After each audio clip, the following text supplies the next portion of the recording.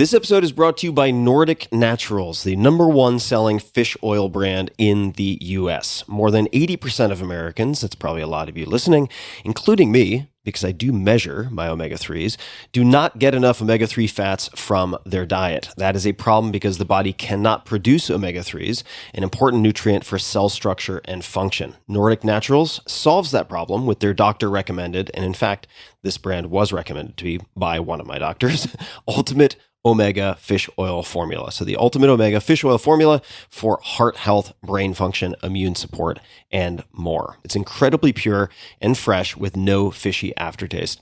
So I have been taking Ultimate Omega for the last 2 months or so, and this fishy aftertaste issue has been a problem for me, and has actually with other brands induced some nausea after a few days. And Ultimate Omega has been as clean as a whistle. I've had no issues whatsoever. And if you are vegetarian or prefer to alternate, I ended up alternating 2 products, and that is #1, the Ultimate Omega Fish Oil Formula, and also the Algae Omega, which is plant-based EPA and DHA. That's also from Nordic Naturals. So I ended up getting both of those products, and it has improved my recovery from workouts. It's improved my sleep. It has improved my mood. And I know that because I pulled out a lot of other variables. In any case, back to the read. All Nordic Naturals fish oil products are offered in the triglyceride molecular form, the form naturally found in fish, and the form your body most easily absorbs. Their Ultimate Omega Fish Oil is offered in soft gels, liquid, and zero sugar gummies. Nordic Naturals fish oils are Friend of the Sea certified and sustainably made in a zero-waste facility powered by biofuel. They're also non-GMO and third-party tested, surpassing the strictest international standards for purity and freshness. Want proof? You can visit their website, where they provide certificates of analysis for every one of their products. So go to nordic.com, Nordic, Nordic.com, and discover why Nordic Naturals is the #1 selling omega-3 brand in the US. And while you're there, use promo code TIM, T-I-M, for 20% off of your order. That's Nordic.com and code TIM for 20% off of the fish oil with no fishy aftertaste. All upside, no downside. Try it out. These statements have not been evaluated by the Food and Drug Administration. This product is not intended to diagnose, treat, cure, or prevent any disease. This episode is brought to you by GiveWell. There are more than 1.5 million nonprofit organizations in the United States and millions more around the world. It is very hard to separate the signal from the noise. What I mean by that is, how do you know which few could actually make a big impact with your donation, rather than frittering it away with operational expenses and ineffective initiatives? Well, GiveWell has done the hard work. GiveWell was founded to help donors answer that question precisely. They pore over independent studies and charity data to help donors direct their funds to evidence-backed organizations that are saving and improving lives. GiveWell has now spent more than 15 years researching charitable organizations, and they only direct funding to a few of the highest impact opportunities that they found in global health and poverty alleviation. More than 100,000 donors, including yours truly, have used GiveWell to donate more than $1 billion, which includes $745,096 donated by you, my dear listeners, so thank you for that. Compelling evidence suggests that these donations will save more than 150,000 lives and improve the lives of millions more. GiveWell wants as many donors as possible to make informed decisions about high-impact giving. And you can find all of their research and recommendations on their website for free. You can make tax-deductible donations to their recommended funds or charities, and GiveWell does not take a cut. If you've never donated through GiveWell before, definitely check it out. You should absolutely take a look at it. You can have your donation also matched up to $100 before the end of the year, or as long as matching funds last. So to claim your match and to learn more, go to givewell.org and pick podcast and enter the Tim Ferriss Show at checkout. Make sure that they know you heard about GiveWell from the Tim Ferriss Show to get your donation matched.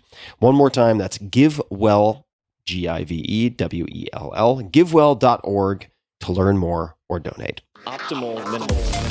At this altitude, I can run flat out for a half mile before my hands start shaking. Can I ask you a personal question? Now would seem an appropriate time. What if I did the opposite? I'm a cybernetic organism, living tissue over a metal endoskeleton.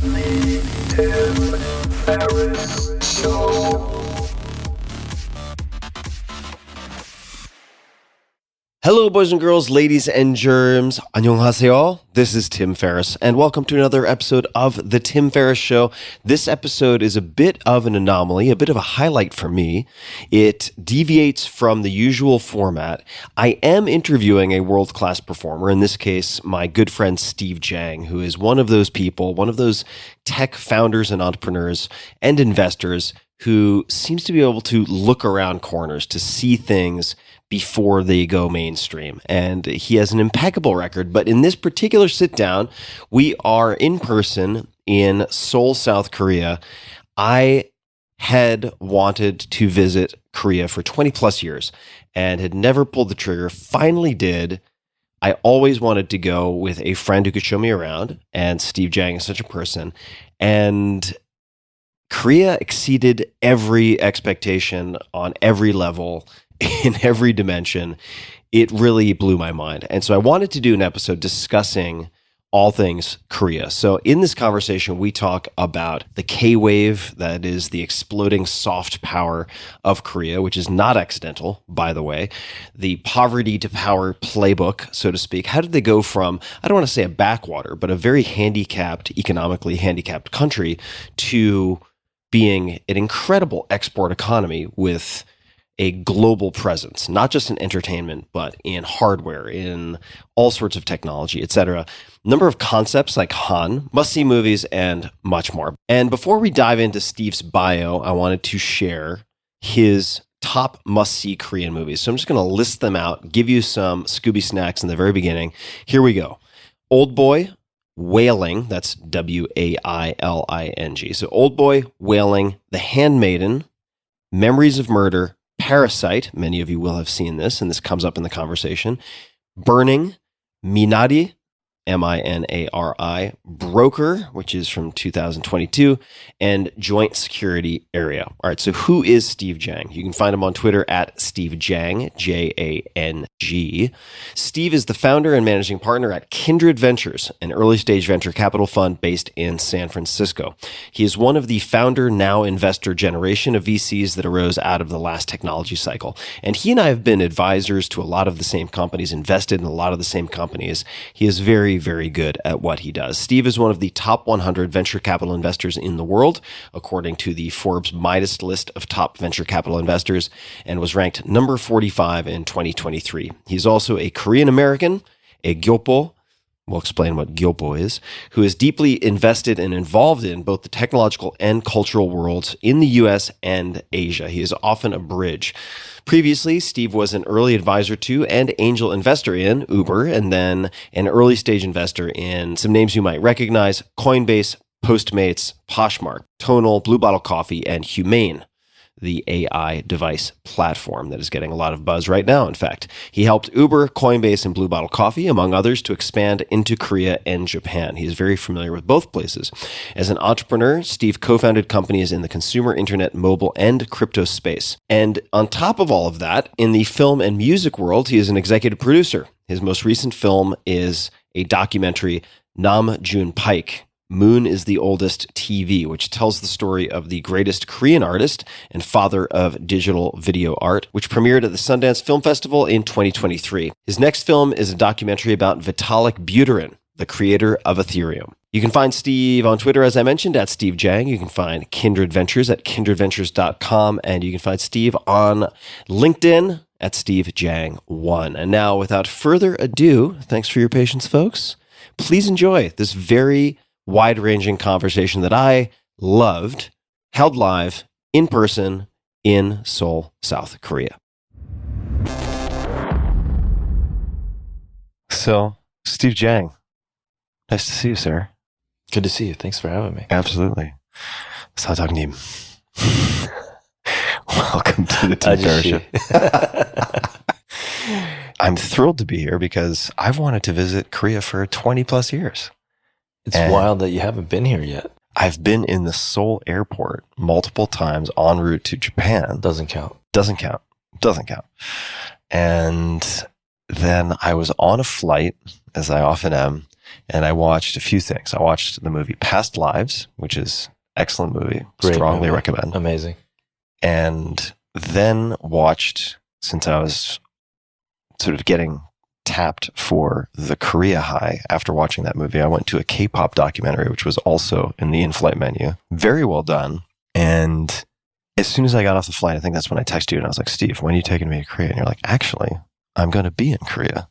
Yeah. And that is how I pulled the trigger, bought a ticket, and we find ourselves here. And Seoul has exceeded, and the Korean people and the Korean language on all levels have exceeded my expectations. And the question that kept popping into my mind is, why aren't more people coming here? Why aren't more people talking about Seoul in the same way that people talk about Tokyo, for instance? Why don't we just maybe start there and we'll see where things go? It's really because of that K-wave that you described has happened recently. Very recent. I mean, I think people have been fascinated by going to Japan and going to onsens in Kyoto and Tokyo and experiencing all of that for 3-4 decades now. Yeah. And it's become a favorite for people who love Eastern culture. They love design, food. And Tokyo and Kyoto are amazing, right? And then Beijing, Shanghai, Hong Kong have been on the map for a century. Mm-hmm. Korea was a developing country. You have to remember that from 1905 to 1945, it was annexed and colonized by Japan. Right. And so it was a poor country. Mm-hmm. It was in an oppressed state. So it wasn't a place that you would want to visit. Right. As an outsider. And then the Korean War happens and the country is destroyed and split into two.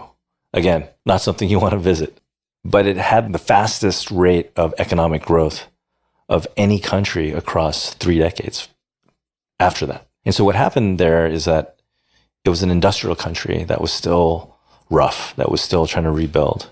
And again, not a place that you would go for tourism, not a place that you would go to experience culture. But that really changed in the 80s. You started to see Korean movies and music become something that was very unique and very Korean and not something that was sort of formulaic from another country.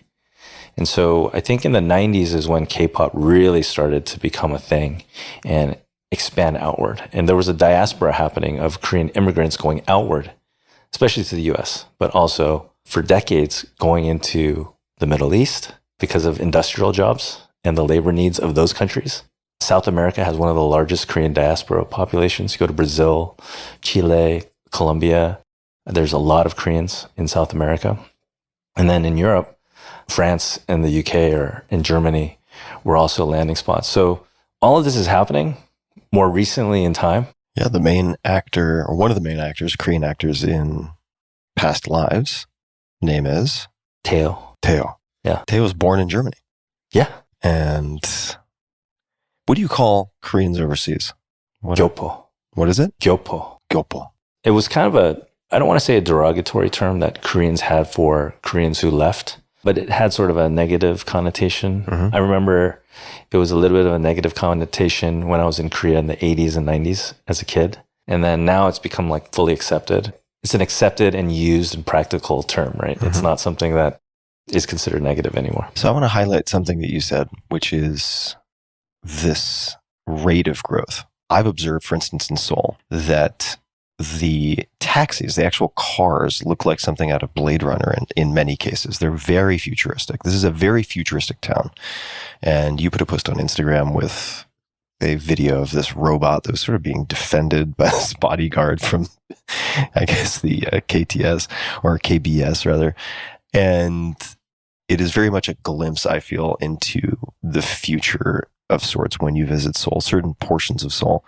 In contrast, if you go to, say, Japan, the taxis look like they're many, and they are many decades old. If I compare my experience when I was, say, in Japan in 1992 to my experience in Japan now, my perception is, because I've been back many times, not that much has changed. Certainly things have changed, but it's not dramatic. How would you compare like the last 10, 20, 30 years in Korea?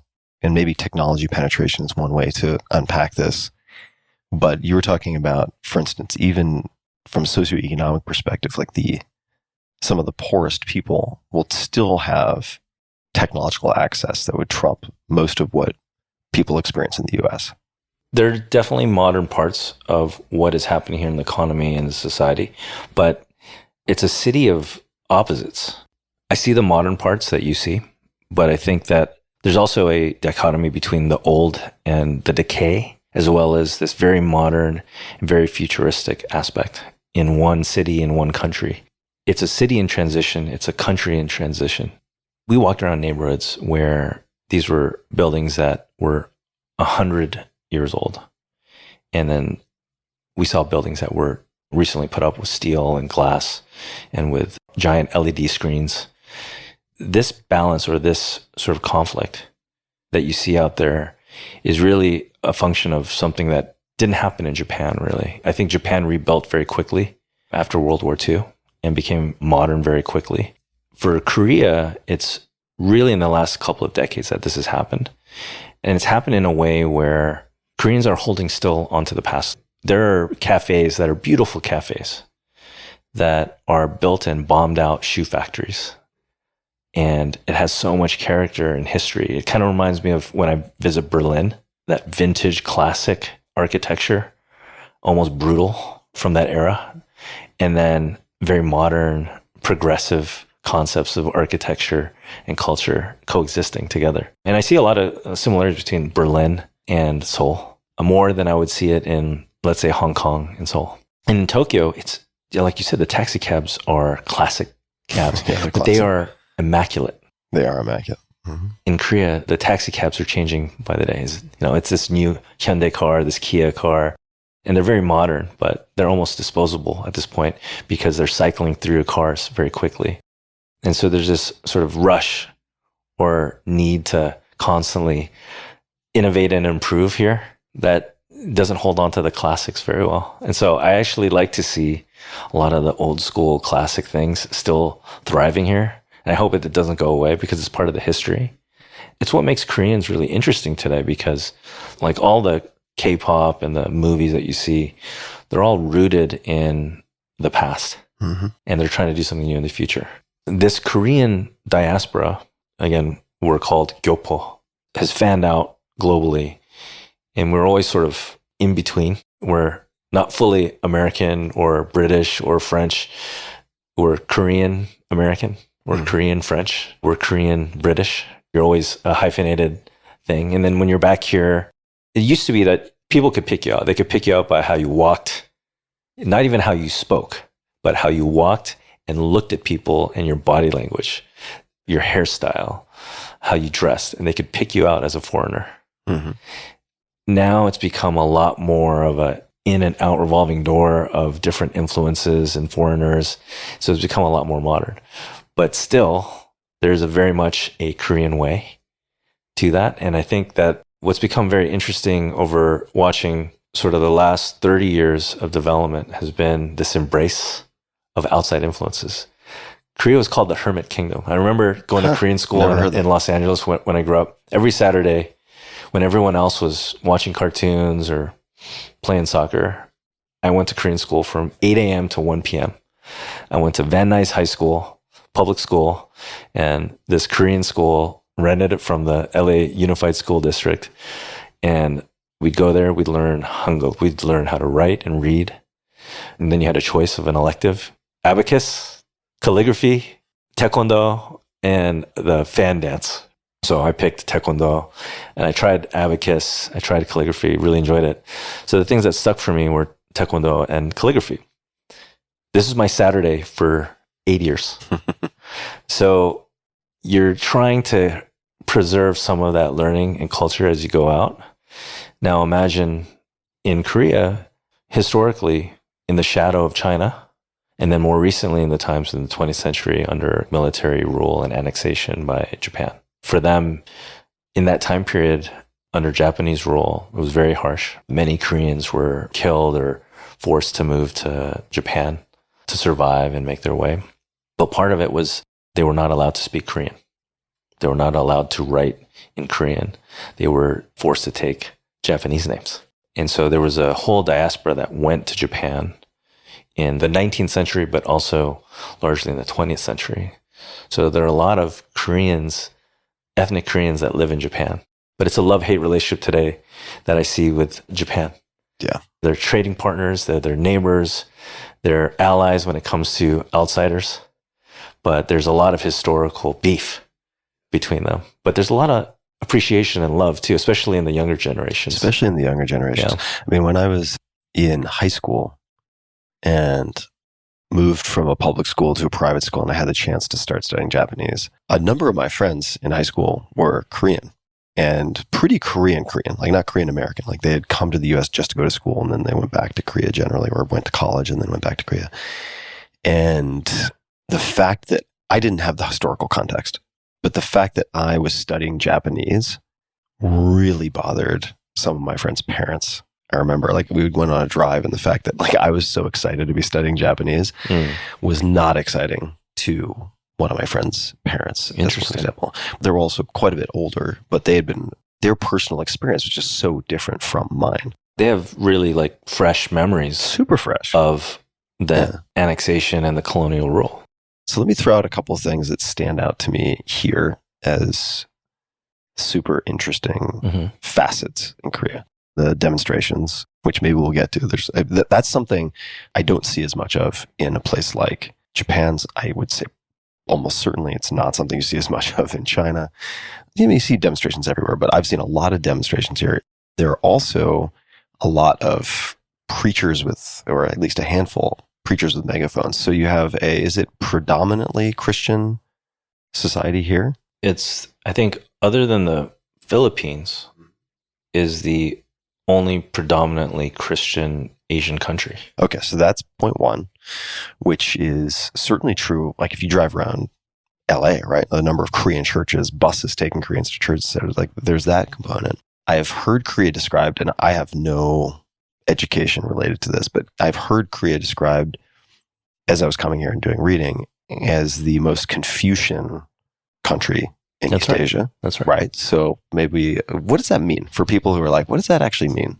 It's sort of when you talk about a species of animal that has gone off to cross the body of water and goes to a new continent or a new island. Yeah. And then everything changes on the origin continent. Right. And then somehow this strain of plant or this species of animal continues to exist. It's a very unique thing now, right? And because it hasn't been influenced from the outside, like the origin point.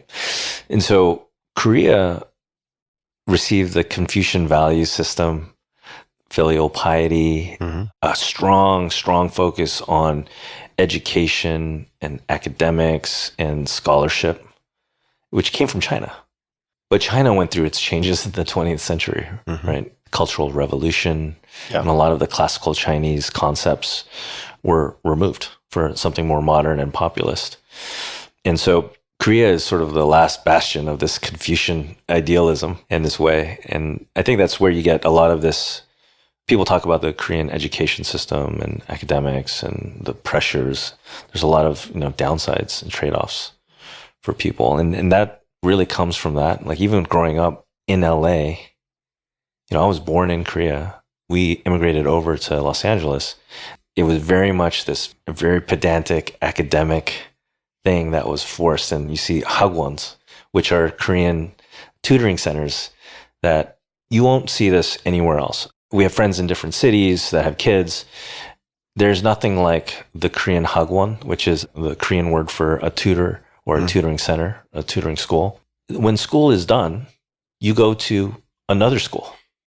Also, just to underscore when school is done. So I was listening to this interview with a Korean language teacher somewhere in Oxford, I think. And they asked her how she would describe the difference between school in, say, the UK and school in Korea. And she said, students in the UK, our English is pretty rough. And she's like, they're so much happier. She said, they end school at 3 p.m. She said, in Korea, I ended school at 10 p.m. Yeah. And then I went to the really intense hagwon, right? The cram school, which also exists juku in Japan, but it seems more intense here, actually. It's more intense here because she was saying I would come home from my regular school, like 9, 10, then go to cram school, come home at 1 a.m., and then just repeat That sounds very extreme. That was her vibe. That is extreme. Well, I mean, even the Gyopo, Korean diaspora, the Korean immigrants that move out, they create that in their landing city in Seattle, in San Francisco, San Jose, Oakland, Los Angeles, Chicago, Atlanta. Atlanta has one of the largest Korean American populations. New York is the second largest Korean American population, second to Los Angeles. But if you go to these cities, there's a whole network of businesses and hagwons that are owned and operated by Korean American immigrants. And the churches are the landing point to connect with your community. So when you move over, you may not have any friends or relatives.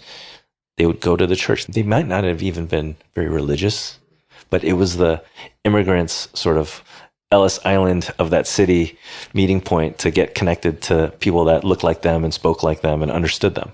That makes sense.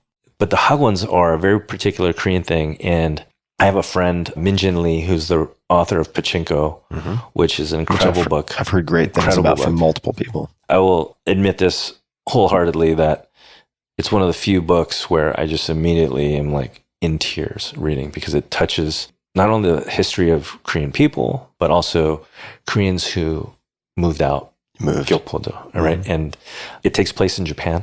It's during the early 20th century, and it follows a generational story about a family that's living in hardship in Japan. My mother's side actually was educated and raised in Japan. No kidding. Yeah. I did not know that. And so I have a different view and experience with that Korean-Japanese relationship through history. All the pictures, all the photos, we have old photos in my parents' home of my great-grandfather and my great-great-grandfather. My dad's side, they're in the very southern tip of Korea, and they're wearing very Korean peasant clothing. And you can tell it's 1800s Korea. And then my mother's side is wearing a three-piece suit with a fedora, a bowler hat, and a neatly trimmed mustache, and is clearly living in Japan. And they lived in Tokyo and Kyoto. And so I have a very sort of ambivalent, complicated thing. I love going to Tokyo. I have a lot of Japanese friends. I have Japanese startup portfolio founders, and I love chatting with them. So for a younger generation of Koreans and Japanese, there's great harmony and diversity in that. And people move back and forth between Seoul and Tokyo as easily as we move between like San Francisco and LA, or New York and San Francisco. But it's interesting to see those influences. And I think when you look at the things that you've seen in your deep understanding of Japanese culture and language and Chinese culture and language, you will see that there are influences. You may not know the origin point, but you're like, that word sounds very similar. But where it diverges is it's these unique phrases and words that capture part of the feeling or the psyche and the soul of those people that is really fascinating. Totally. And we were talking about this. So explain what natsukashi is in Japanese language. Yeah, so natsukashi is a beautiful word. By the way, I love your pronunciation. Oh, thank you. Thank you, yeah. Better than a lot of Nisei in the US. Yeah, so natsukashi, you'll run into this a lot in Japan. And when someone comes across something that is nostalgic, which nostalgic is not a word that gets used much in the US, but it's a literary word, not a spoken exactly. word. In the US, you might say, oh man, that brings back the memories or something like that, which is a little bit closer to natsukashi. It's also a little closer to saudade in Brazilian Portuguese. Has a similar feeling to it. But natsukashi, they'd be like, sore natsukashi na. Natsukashi is pleasant nostalgia when something brings back the memories. Positive. Right. That word doesn't exist in Korean language. Yes, so you need to say more. So we have things that revolve in Korean language around suffering and pain, sorrow, regret, rage, oppression, angst. It's the way I describe to people who have been to Tokyo a lot, and they go, should I go to Seoul? I'm like, absolutely. It's so fun. It's so electric right now. The ideas are new. They're embracing outside influences. You should go now, because you will miss it when it's fully dialed in. And it's going to be unrecognizable 5 or 10 years from now, right? Yeah. It's just moving so quickly. I mean, I come like 3-4 times a year, and I don't feel the differences between each of those times, but I can look back and say, oh, 3-4 years ago, these things did not exist. These types of even going businesses. on some of our walks in these neighborhoods that you hadn't been to in Yeah. a handful of years. I walked in that neighborhood that I took you to, Samcheongdong. Mm-hmm. I brought one of the Blue Bottle coffee founders, and we had both invested in that company a long time ago, and they were interested to come to Japan and Korea. And so I met up with them in Japan, walked around different Tokyo neighborhoods with them, came to Seoul, did the same. They fell in love with that neighborhood because it had that very like classic, old school, vintage, this is real Korea, real Seoul. It's a beautiful walking area. Really nice. And you saw it. There's actually real painters out with their easel painting nature and streets and life. It's so fun to see that. But when you see that, you'll think, oh, it's just like Tokyo, right? Because it's very quaint. It's very precise. It's very safe. Unbelievably clean. Awesome. But There are some buts. if you spend more than a few days here in Seoul, you'll realize that what you are looking at is a city that might on the outset look like you're walking into Tokyo, but is actually the other side of the coin. They exist in the same dimension, but it is a very different vibe. Well, I think you were talking, where are we talking? This might have been after a little bit of soju, but Always. it's like the bizarro, like when I used to watch the Superman cartoons, like in the mornings before going to school or whatever, there was like bizarro Superman who was like, looked just like Superman. Yeah. But I was like, wait a second, that's not Superman. Yeah, yeah. It's different. Yeah, it's like in Stranger Things, they call it the upside down. Right. Yeah, right. Yeah. So the culture here is less polite in the protocol definition of the word. Yeah. In Japan, it is very difficult for a Japanese person to say no very directly and bluntly to you. Very hard. Because it's very impolite for them to do that. It's almost a dishonor for them to behave that way towards you. Yeah. So just side note for folks, if you ever have to ask a Japanese person to do anything, this could be at your hotel or whatever. If they scratch their head and they go, and they breathe in like that, or they go, if they say it's difficult, that means no. That means impossible, generally. If they start apologizing right away, Yeah. then you know it's not going to happen, right? Yeah. Like the word ie, like Yeah. which gets translated literally into English, and no, like you almost never hear that word. It's very rarely heard. When I'm in Japan, I have to definitely take on a much more reserved and polite stance, more than I would in the US, more than I would even in Korea because of that. And I respect that. In Korea, there's still a little bit of that. Sorry, I'm smirking so hard because I'm thinking you're doing less child's pose than the tea houses when you have a low back pain. So we went to this, it's so cute, adorable tea houses, just with this little like little courtyard in the middle with the manicured trees, and poor Steve, his low back was killing him, and so he's stretching, but it's kind of in the hallway, and these two women just glitched so hard because they didn't know how to contend with it. But yeah, so Well, I enjoyed it. it's my fault, and because I'm still an American at heart. Yeah, right. And so what we're talking about here is the other part of me, my family's history. Oh, that's so But so great. I have to try, right? Yeah. Because it's that different. Totally. And so in Korea, they're much more likely to say no. Mm-hmm. They're much more likely to challenge you directly. Much more likely to say, Mr. Chairman, you need to eat less. Yeah. In a sarcastic way, call me, Mr. Chairman, you probably should go on a diet so your back doesn't hurt, which is, I love my food, but I really didn't need to hear that from the well-meaning Ajima with the Yakuza perm. Yeah. So the experience that people will have is that it's not as lonely as it might be with being an expat in Japan. My wife lived 10 years as an expat in Tokyo. And when we were dating, I'd visit her a lot. And before that, I would visit Tokyo a lot because I had an investor there and we were working on something. And so I was there frequently for years. And I got to understand a little bit about the experiences of her and her expat friends. It's one part elevated because they're expats, they're foreigners, but one part sort of, they're not Excluded. part of Yeah. main society, right? Mm-hmm. And so in Korea, And especially in cities. And you have to make a distinction between the countryside in Korea, rural areas, in smaller towns, and then Seoul and Busan, the big cities. It's a very different experience. You may not enjoy living in a small town in Korea because it really is, still stuck in that 60s and 70s environment, both from a material aspect and utilities and just lifestyle. It's very modern in the cities. So there's a really harsh divide to the point where everyone wants to move to the big city. And so these smaller towns are emptying out. And there's a big problem with that. There's some pluses to that, but there's some really strong minuses as well. Yeah, but the foreigners feel like it's easier to integrate here. Maybe integrate's the wrong word, but they feel more welcome. I think it's still difficult to integrate in any of these cities. You're always going to be the other. Mm-hmm.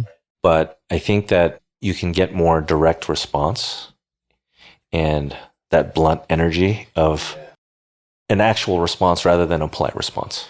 Yeah, so just for people who might be interested. So in Japan, they've got this expression. So I feel this in Japan too, which is a real bummer for me because when I was 15, you as feel an like you exchange paid your student, dues. Oh man, I've studied so much Japanese. And also just living in Japan when I was 15, 15-year-olds are kind of 15-year-olds in most places, right? They're goofy, they're loud, they're fun, they're open-minded.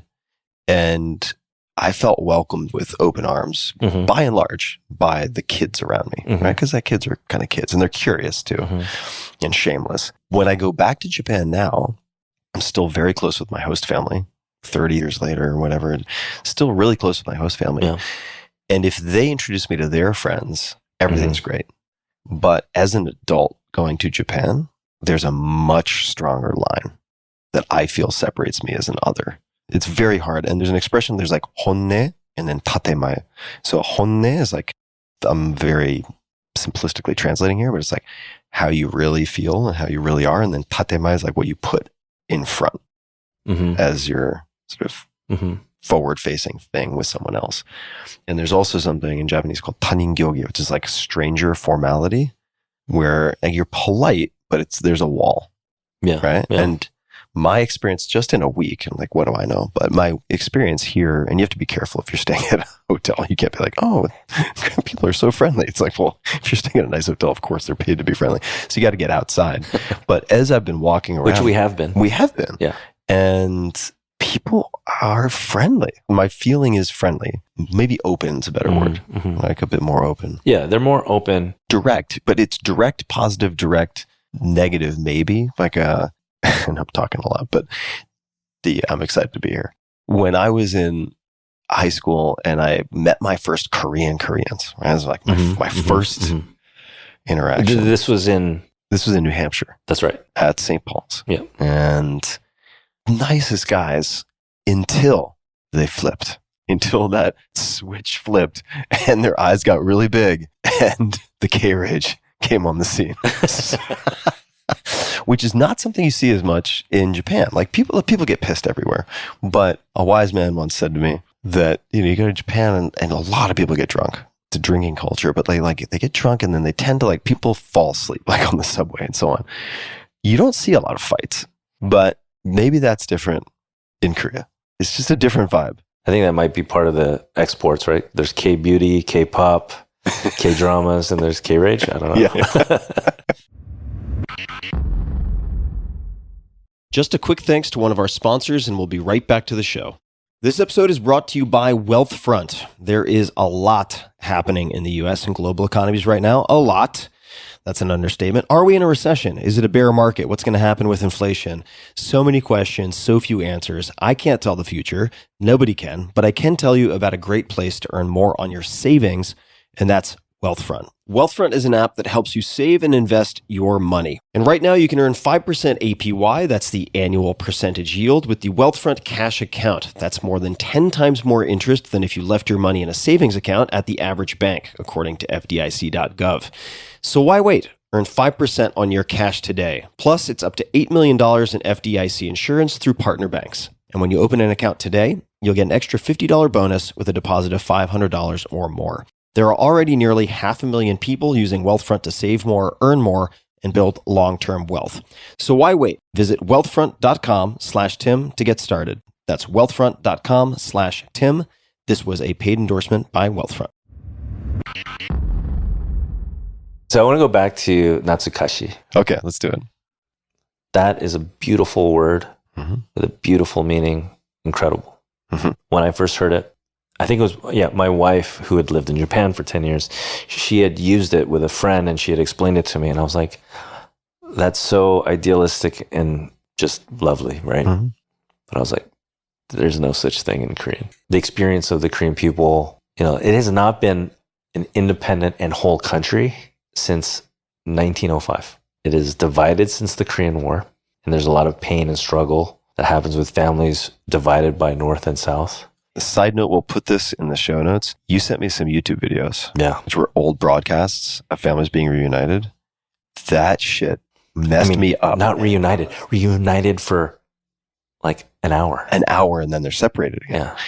And I'm not Korean. I don't have the background, but just the holy shit, the emotion and the facial expressions. I was tearing up just watching. It's brutal. It's not relief of trauma. It's new trauma on top of long-standing trauma. Yeah. What we're talking about is, you'll put it in the show notes, but the North and South Korean governments had, at certain times when they get along, they'll try to do some great like olive branch moves to reunite families.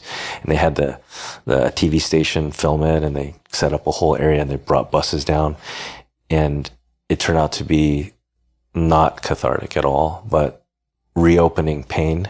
One of the things I noticed was in the notes, I guess it was in text, on one of the YouTube videos that you sent me, it indicated that initially this television special was supposed to be 45 minutes long, but there was such an outpouring. There were like 100,000 plus people who came and stood in front of various government offices and stationed out, trying to petition to be part of this program that ended up lasting, I don't think I'm getting this wrong, I think it was like 100 plus days that it kept going. So first off, this is the last of the divided countries by Western capitalism and Eastern communism. So Germany, they've sorted it out.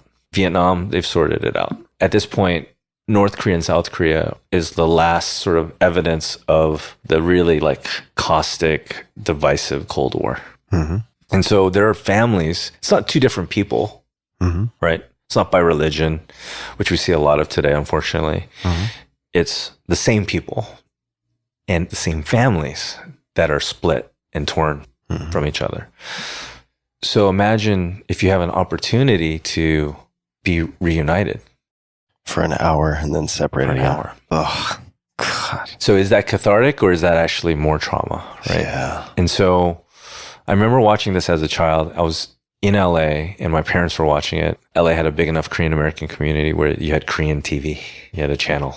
I remember watching it and my parents were like broke down crying. And for me, it was like absorbing it as a child, but understanding it for the first time, like that history and what that would feel like. And I think that's like a very like strong, moving example of how like Korean people feel. In the last 120 years, they have not had their own whole country and people. It's North and South. Before that, it was Korean War. Millions of Koreans died in that war between Russia and China and the US. And the battleground was their country, their homes, their farmland, their cities. So the number of people that died in that war, I don't think people really talk about Appreciate the magnitude. There's something about like 10 million Chinese soldiers came across and at some point, or something like that. They're just numbers that people don't really think about. We talk about World War II, we talk about Vietnam, but there's not much about the Korean War. So, and then the Korean civilians and families that died. Right before that, they were liberated from Japanese rule just like 5 years before that. And so 5 years before that, they spent 40 years, 1905 to 1945, under Japanese rule. And that was, we've already talked about that. That was very oppressive. It was a forced assimilation, and there were a lot of deaths that occurred as part of that, and oppression. And there are a lot of movies, by the way, that detail this. You know, this is, I don't want to take us too off track because I know we're headed towards Han first. Yeah. But what are the main storylines that you see in movie and dramas? Because these say a fair bit. Yeah, this is what we're talking about, which is in language and in stories, you get a sense for the people, maybe without even meeting in real life a person from that culture and society. The tropes or the themes, the storylines that you hear in movies. One is about North-South Korea. There's literally rom-coms about it. There's action thrillers about it, spy thrillers. There's historical film, detailing in a biopic, something that happened in the past. There's every kind of genre but applied towards the North-South Korea history and conflict. Another one is the class struggle. You've probably seen Parasite, which obviously won an Academy Award and was seen globally, but that is director Bong Joon-ho is one of the greatest Korean directors of all time. A lot of his films are very intense psychological thrillers. Parasite's pretty intense. A lot of them, you might look at it and say, oh, this one's like a murder mystery. This one's a psychological thriller. This one is something else. But if you look at a lot of his movies, it's about class struggle. And does that mean, put another way, sort of lack of upward mobility? It's about the wealthy and the entitled and their mistreatment of the poorer working class that are immobile, but also there's complexity. It's not just good versus evil in that dichotomy. Both sides in those character sets are doing weird, crazy, off-putting things to each other, right? And so that's why I think Korean movies are really like well embraced, because they don't follow a formula. They're nuanced. It's like swimming in an ocean of gray.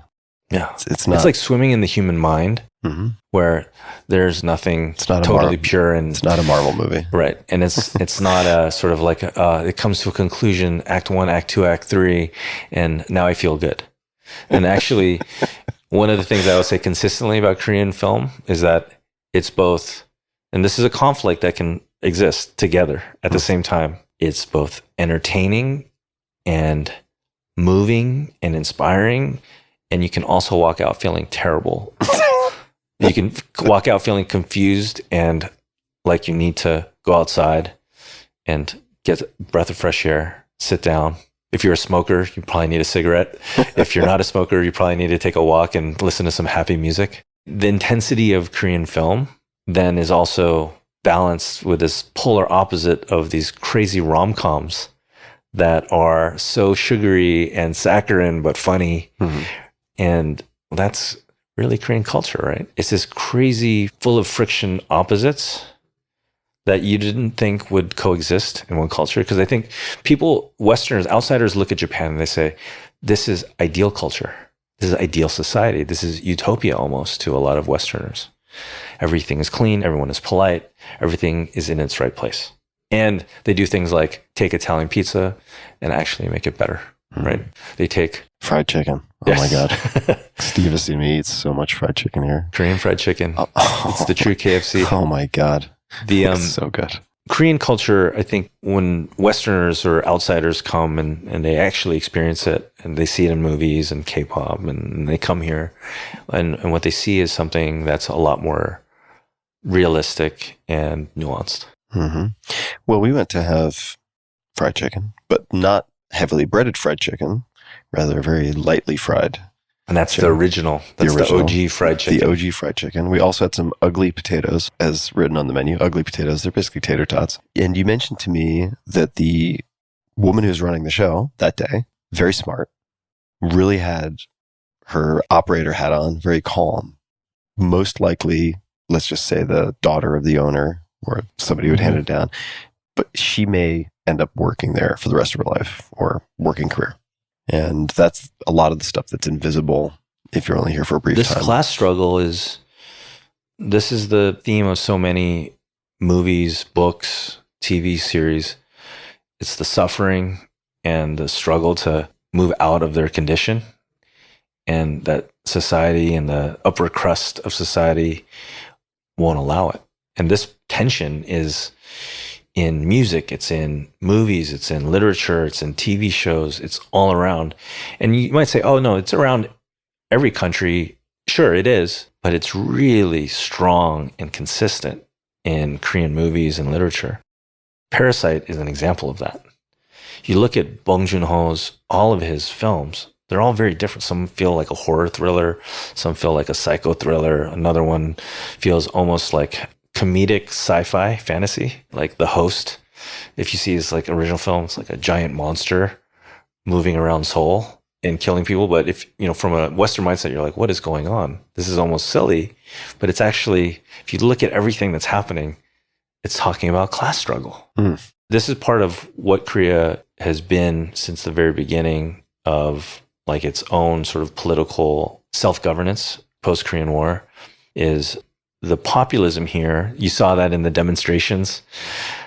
It's a demonstration activist society, and it's constantly battling with the fact that there are very large companies that own so much of the economy, and your success to raise a family and to have a nice apartment and to put your kids in great schools and things like that all reside on whether or not you can get a job and keep it at these large companies. The chaebol. Yeah. So they call them chaebols outside, but the employees of those chaebols will always call themselves conglomerates. So you gotta be careful, right?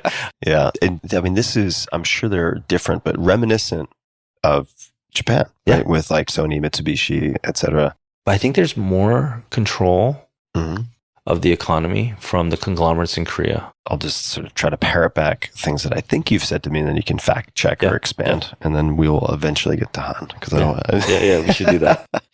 But a couple of things that struck me as super interesting. One is that these chaebol, I guess the equivalent in Japanese would be keiretsu, which is sort of like a chain of related companies, right? AKA conglomerate. That here they are publicly traded, but they float a very small percentage of the shares. So they're kind of like the Mars company in the US in the sense that like they're privately held. Well, not privately held, but they're still family owned, which is mind blowing to think about. Just given the size of these things.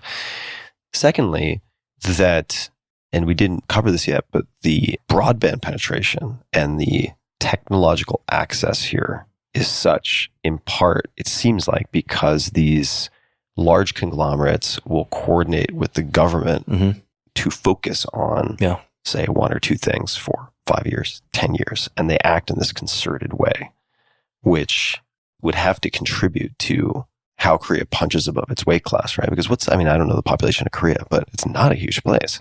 You know, it's under 50 million people. It's nuts. I mean, to think about what Korea has done on the global stage and continues to do and will do with that population, it's kind of, it is incredible. That's I don't want to say the underbelly or the dark side, but it is really the trade-off of having, on one side, a very optimistic and progressive growth mindset for the economy and society, which is pound for pound, per capita, probably the most innovative, high growth in terms of GDP country in the history of the planet in the last 50 years. I mean, it is a leader in wireless technology, it is a leader in chip manufacturing, it's a leader in heavy industrials, steel, and it's also now a leader in entertainment, media, fashion, beauty industry. So it's doing a lot, it's accomplishing a lot. Great. The other side of that is that there's still a class divide. There's not a lot of upward mobility, and that's changing for sure, but it's still very much, and you see this in the stories that are told. These stories are told and they're popular not because they don't exist. It's because that people feel that, they empathize with that, they feel that in their bones that this is their condition in their life. So the populism here is different than in the US. The political spectrum actually is different. There's not a left versus right in the way that we think about it in the US, though the US is turning more into Korea style of politics. Well, we'll leave it at that because I don't like politics, but I am recognizing this, which is that the populism here is about class struggle and about workers' rights and about having a little bit more of a flattening out so that people have opportunities to be upwardly mobile. The thing that you're seeing today in film, the thing that makes Parasite become a global phenomenon and win Oscars is that story. It's a great film. Bong Joon-ho is a great storyteller and cinematographer, but it is the writing and the acting. You can take that story as different as it is it's a Korean family, two Korean families, basically fighting with each other for the entirety of the film in quiet and sometimes loud ways. But you empathize with both and you're critical of both. There's not a good versus bad. There's no hero versus villain. And you take that out into the US, you take that out into Europe, you take that out into any country. Yeah, it resonates.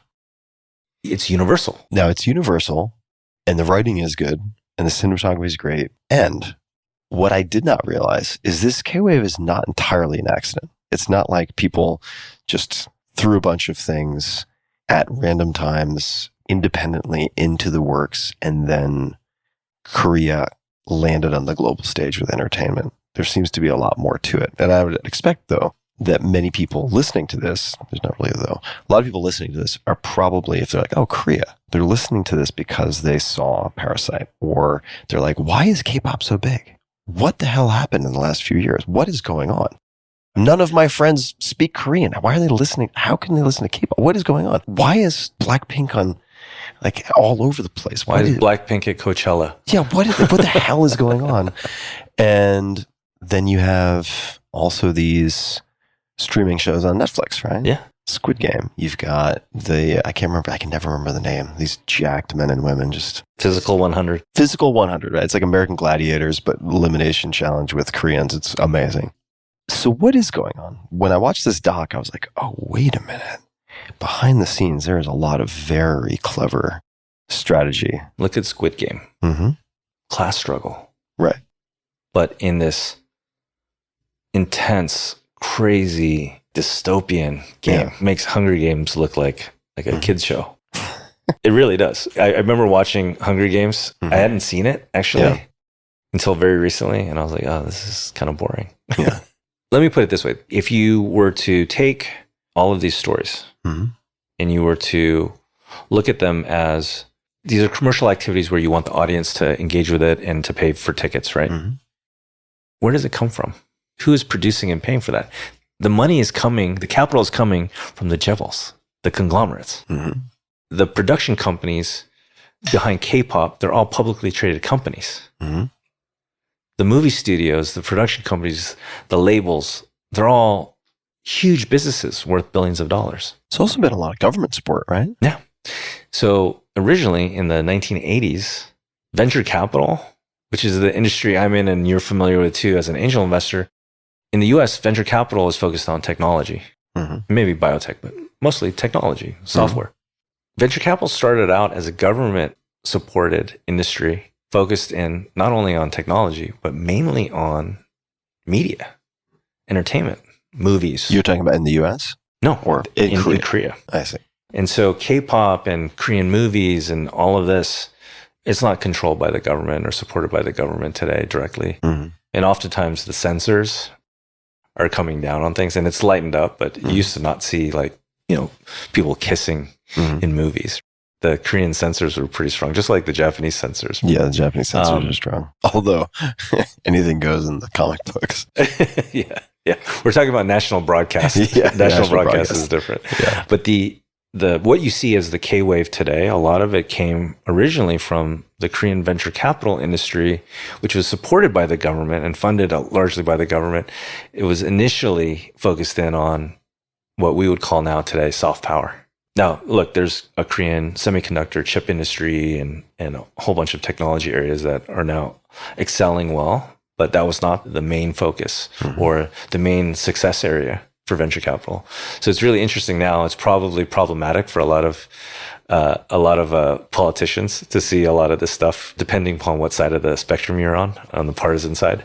But I think that that's what has resonated, is that it feels like the most irreverent and authentic and weird, sometimes crazy, but really like raw and powerful movies out there and TV series.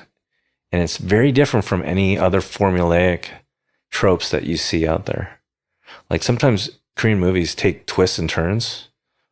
They'll start out like a rom-com, and then it turns into a zombie thriller. Well, I mean, Parasite did that. Then ends up in like a political thriller mode, and you're sort of confused. Like Old Boy is like probably the most famous movie before Parasite. Mm-hmm.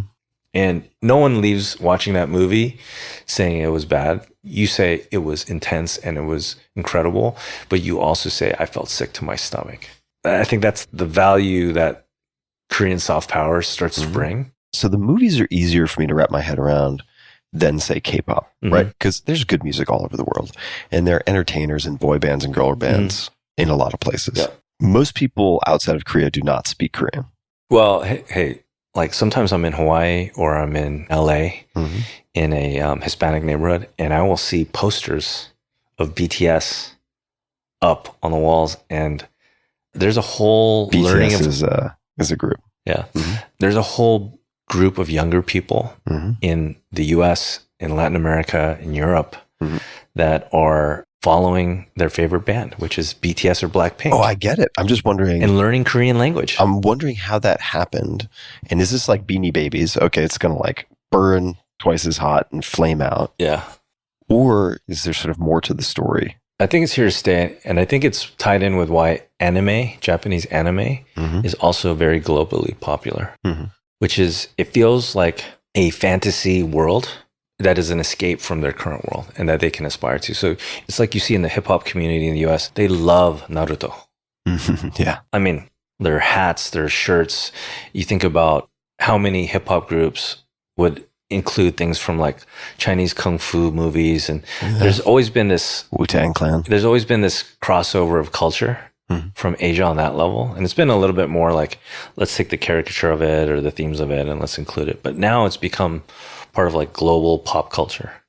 The K-pop stuff is really interesting because they actually copied American pop boy bands and girl bands. Yeah, Backstreet Boys. But they just took it to the next level. The way like Japanese say, we're going to do French food or Italian pizza, and we're just going to take it to the next level. Take it to hyperdrive. And dial it in, right? Or we're going to take American automobile engineering culture and we're gonna use like a Kaizen approach and make more reliable cars faster. Right? Crazy story on that. I think it was Edward Deming who had something like scientific manufacturing, scientific management. This American efficiency social scientist who was basically ignored in the US was then embraced by Japan and led to like the Toyota way and this kind of stuff. It's wild, but to your point, Japan and it seems like, as you're describing it, Korea are really good at like taking something that's good and being like, okay, we're going to sort of like Spinal Tap, right? Like when we really need a little extra, we're going to turn it to 11. That's a good way to put it. Yeah. Turn it to 11. So on that front, the formula of the pop band was taken and it was turned into a boot camp where there were auditions and you would be trained and you would learn how to dance. You would learn how to sing. You would be assigned a role as if you were in a military outfit of some sort. And you're the rapper. You're the lead singer. You're more of a dancer. And so there's a whole formula and institutionalization that happened around pop culture that Koreans really took on, right? I'm connecting something that I've never connected before. Tell me if this is totally off base, but you're talking about class struggle and lack of upward mobility. Okay. If you go to the US, like how many people are aspiring to be in a boy or girl band? Not many. Furthermore, there's not much of a discovery mechanism or a talent development program for that. I mean, sure, you can go to LA and there are people who put these bands together. But in Korea, you've got these like dance training studios where people pay money and basically create their own like American Idol vetting system. Yeah. And then the scouts can pick from the cream of the crop, right? If you take that and it's like an industrialization of this very like creative, artistic culture that we revere the authenticity of that in the US, like the unknown musician that rises up and you love that, right? You love that authentic story. In Korea, that's not really a thing because K-pop, it's pop. Yeah. It's popular. Manufactured. Now, it doesn't mean it's not good. It just means that they've been put through boot camp. They have coaches for every single aspect of what they are supposed to be doing as this not admired and loved band. In their normal life too. Yeah, everything's very controlled. Now, then you look at the Film industry, I think it's quite different. Mhm. Film industry is much more about a real look at a lot of things that are not pristine and polished in society. So you have K-pop, which feels utopian, sometimes a little plastic. And then you have these films that are talking about North and South Korea. You're talking about colonial history between Japan and Korea. And you're talking about class struggle internally in Korea. You're talking about the mental health issues. You're talking about all of these much darker and much more real and raw topics. And so it's odd that included in this picture of Korean soft power is this very polished and industrialized pop culture, and then this very intense and raw entertainment culture around movies. Yeah, you get the polar extremes. Just because I've teased it so much, what is Han? Just like Natsukashi Mm-hmm. is quite Japanese. Super Japanese. For Koreans, Han is probably the most talked about recent collective trait of Koreans that Koreans talk about, but then now people outside are talking about. And what it essentially boils down to is this idea of this collective suffering that the Korean people have through history and manifests in this sort of, it's very complicated feeling of we are suffering and we share that pain with each other. Mm-hmm. It's not always a negative. It can sometimes drive us to express ourselves in strong ways. It can drive us to suffer together collectively. Mm-hmm. So collectivism is a very Asian thing, Yeah. and independence is something that we revere in the US. That collectivism in Korea is Han. It's Han. And is it generally, you mentioned suffering. There are a lot of different descriptions of this. I was doing a little bit of reading. It's really hard to explain in English, actually. It seems very hard. Is it a type of, so sadness would be a component of that? Yeah. And also anger and angst. Anger. I was talking to David Chang from Momofuku. He's an old friend. And he asked me about Travis Kalanick. He had never met him. And he said, you knew him. He seems like he has a lot of Han. And I said, yeah, he's intense. And it expresses in a drive to succeed, right? And obviously, we all know that story. But for Koreans, Han can be a drive to do great things, to bond together, to understand each other, to empathize. But it can also just be, like you said, the anger and the K-rage that you're talking about, which channeled correctly allows you to build an entire industry. Yeah. And succeed on a global level to create, what is it? Chips on the shoulder, make chips in the pocket? Pop culture phenomenons that win Grammys and that movies that win Oscars and light up the world to what's happening in this little country that used to be a poor developing country that was broken after colonization and a war.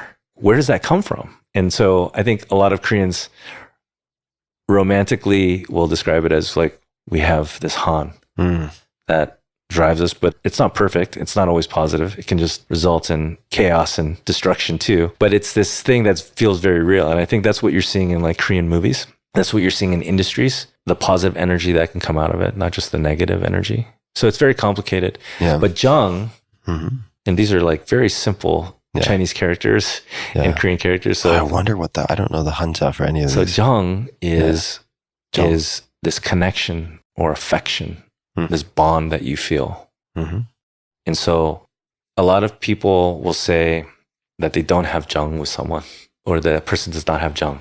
This is a much more like bonding, affectionate thing. And it's a very simple word, but it means a lot. Yeah.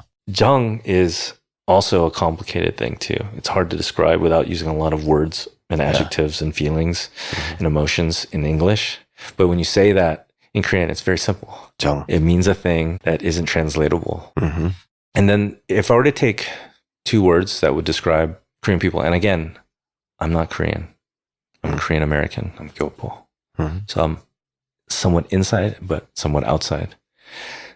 And so I can compare it to how we are in America or other countries. And Han and Jang would pretty much cover. What is nunchi? So nunchi, I mean, you know Bobby Kim, Bobby Hunter. Yes. Yeah. You had him on the show. I did. a friend of mine as well. Great conversation. He really got it right, which is it's reading the room, but 눈치 is like nun is your eyes. Ah. And it's the ability to see what's really going on, reading between the lines or reading the room. Mm-hmm. And this is really important.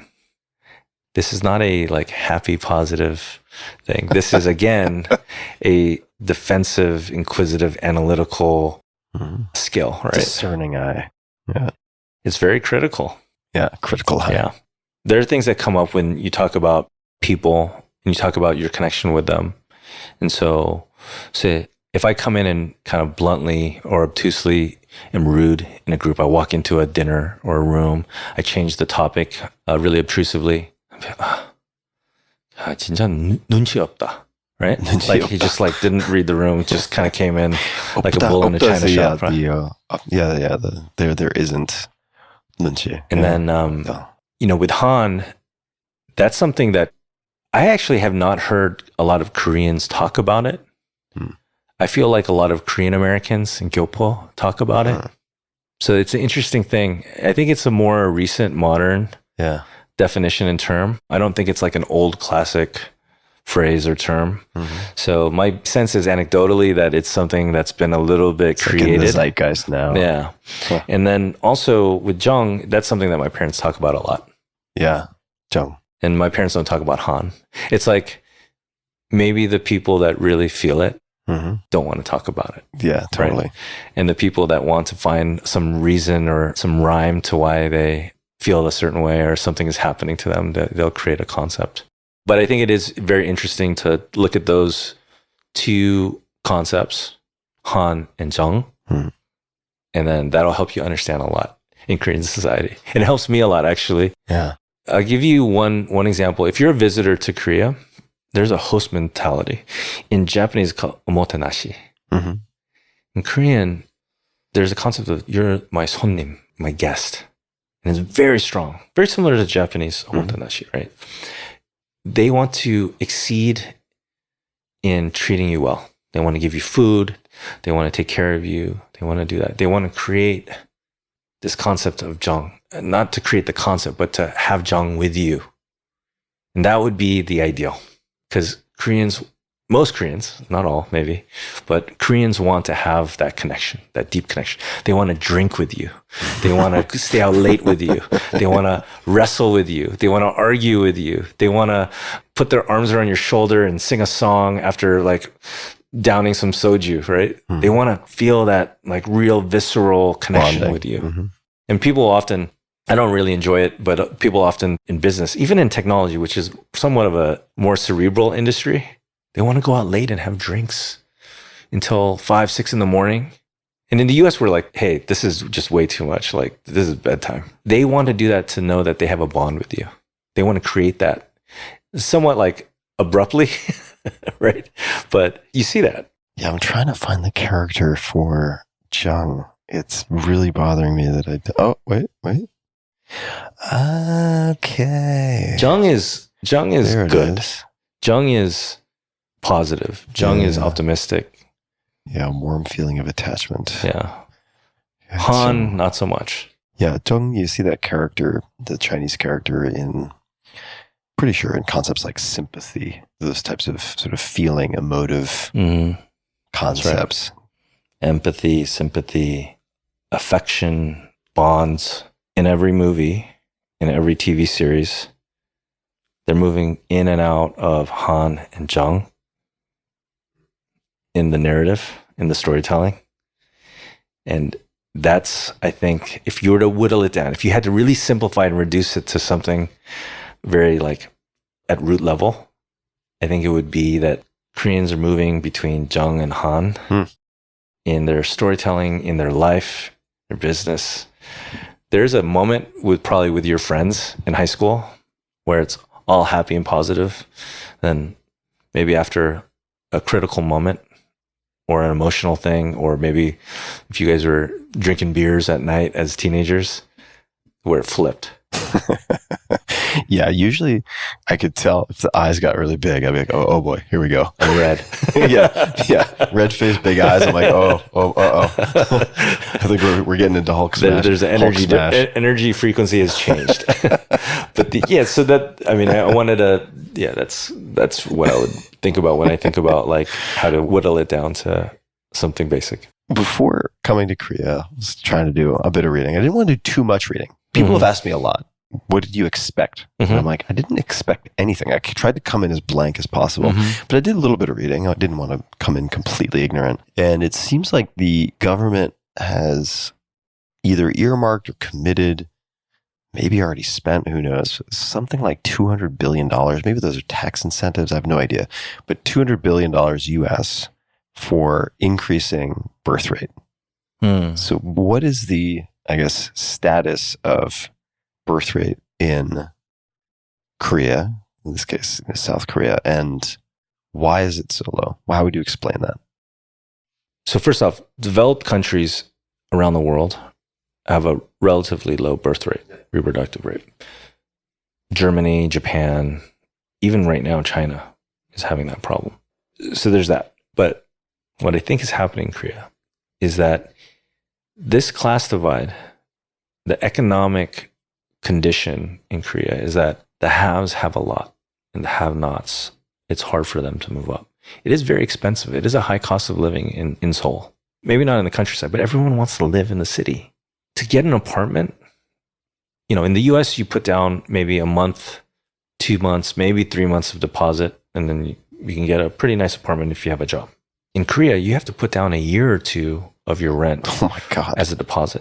And what you get is maybe a 1-bedroom apartment and one of these large concrete high rises that you see just stacked around Seoul. And so to start a family is quite expensive. Yeah. So there's that cost of living to start a family. I don't know if you have an answer to this, but why so much deposit? Why a year or two of deposit? The consumer credit culture is not in good shape. It's never been in good shape in Korea, as long as I've been aware of it. I'm laughing because we had to take a pause earlier because I got a phone call from the hotel. It was like, you've exceeded your incidentals. Can you come down and make your deposit? I'm like, you have my credit card. They don't trust you. The way this works is I charge stuff and then I pay at the end. And they're like, no, you have to come down and put down a further deposit. I'm like, okay, all right, fine. So I guess I answered my own question. Asian financial crisis, 1997, 98. Yeah. Because of Thailand and Japan went down, Korea went down, right? And this is a good example, actually, of Han and Jang together. Yeah, I'm trying to connect dots here, right, to simplify it for the audience. But there was an austerity program. Korean government went out through media and said, we need every citizen of the country to take their personal jewelry and contribute it to the national cause, to the IMF austerity program that was laid upon them to get bailed out, essentially. And people donated their jewelry. They melted it down for the sake of the greater good, the common collective good. It's so wild just to think about how poorly that would go down in the U.S. Would not go down at all. No, of course not. Yeah. Like, we can't even do that with guns, right? It's like, there's no sense of gun control. Imagine now, take all of your valuables, your jewelry, and contribute and melt it down.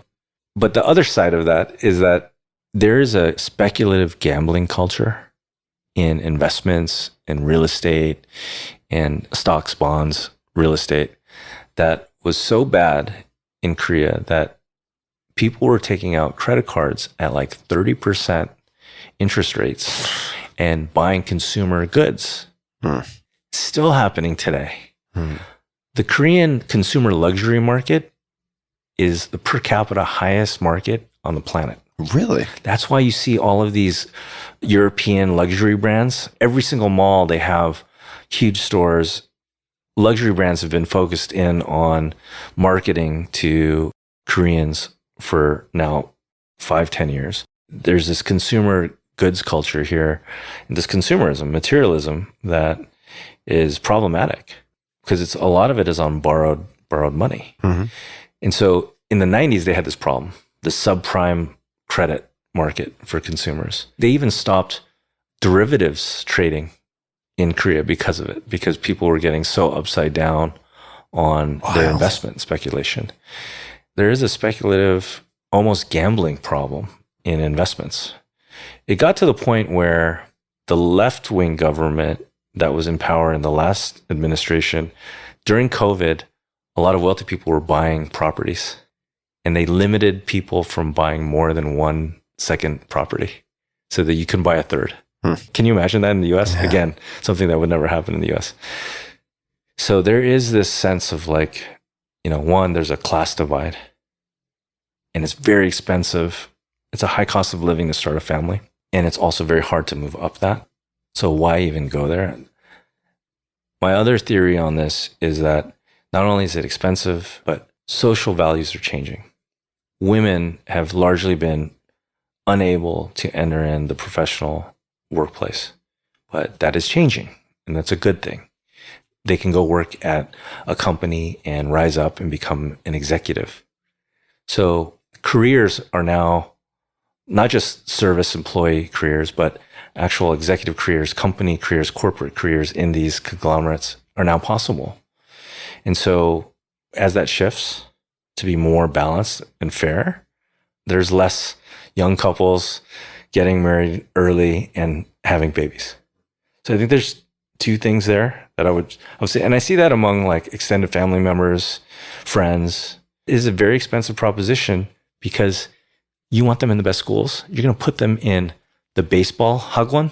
You're going to put them in the swimming hagwon, the math hagwon, the piano lessons, like all of that from 3 p.m. all the way to 9 p.m. Yeah. So you are spending a lot of money per year for each child because you want them to have the very best. Mm-hmm. And in Korea, the competitiveness around this is incredible. Yeah. If you're not putting them in the hagwon, who are you as a parent? And that's incredible pressure, and that's incredible, like exorbitant cost for someone who is not upwardly mobile, does not have an opportunity to have stock in a company and have it exit like we love in Silicon Valley. We put out stock options and equity as like the carrot of entrepreneurship and risk. They don't have that here. And it's changing. There are more and more startups. There are unicorns that are coming out of Korea, Coupang, Toss. There's a lot of consumer marketplaces and fintech companies. Mm. It's becoming sort of a Silicon Valley of Korea, and it's exceeding the speed in Japan. It's not quite what China is. China's very, very advanced and forward there. But Korea is finally having a startup culture where risk is appreciated and admired and rewarded in some cases. But outside of that, it is very expensive and is very difficult. And a lot of young couples may not want to get married right away. They may want to make their way in their career. So I think it is a problem. I mean, we all know the economics around population decline. Mm-hmm. That hurts GDP. It correlates. It's causal too, but at least it correlates. We can agree on that. So I think it is a real problem. I don't know how it's solved. Not that I've thought a lot about it or someone's asked me to solve it. Can you imagine a small country like this shrinking? Yeah. And what that does, again, to all these things. So, and a lot of people want to move out. They want to go. So my family and everyone else's family, everyone who moved to the US, I would say 99% of them moved for a better life, to go to America and to be able to live a better life and provide just a higher quality education and lifestyle for their families, because it was hard in Korea in the 60s, 70s, even 80s. So if people are moving out to find that upward mobility to do better for their families, and then here you're somewhat still confined, that's a tough thing. And there's one last thing that is really challenging about Korea. There's a civil service examination that you take to get into. That score really decides whether or not you get into a top university. I see. That's the equivalent of an entrance exam. But it's more than that. It's like you could not do well on the SAT, but you have a good GPA. Yeah. You interview well. Then you have all these tiers of junior college, four-year college, Ivy League, state schools. Yeah. You have a lot of options, liberal arts colleges, whatever you're looking for. Here, you're either in a top college or you're not. And if you do not go to college, it is highly unlikely that you will have the ability to provide for a family, a large family, well in a healthy way. You're definitely not going to all these Hugwons and things like that. Mm-hmm. So you're right in saying that K-pop is like, US is like pro sports. That's the way, that's the side route out. And I think K-pop and movies and entertainment and gaming, esports is huge here. You saw as they were setting up League of Legends stages downstairs. Yeah, enormous. I mean, it's like an entire playing field full of people down there engaging with League of Legends. And those PC bungs, right? Where they playing. There was a guy walking around with a huge sword, shirtless, and it was snowing.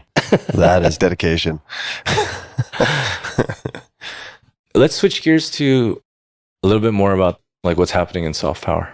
Let's do it. What was your take on all of this entertainment media, the beauty industry, this K-wave? What was your opinion of it before coming here?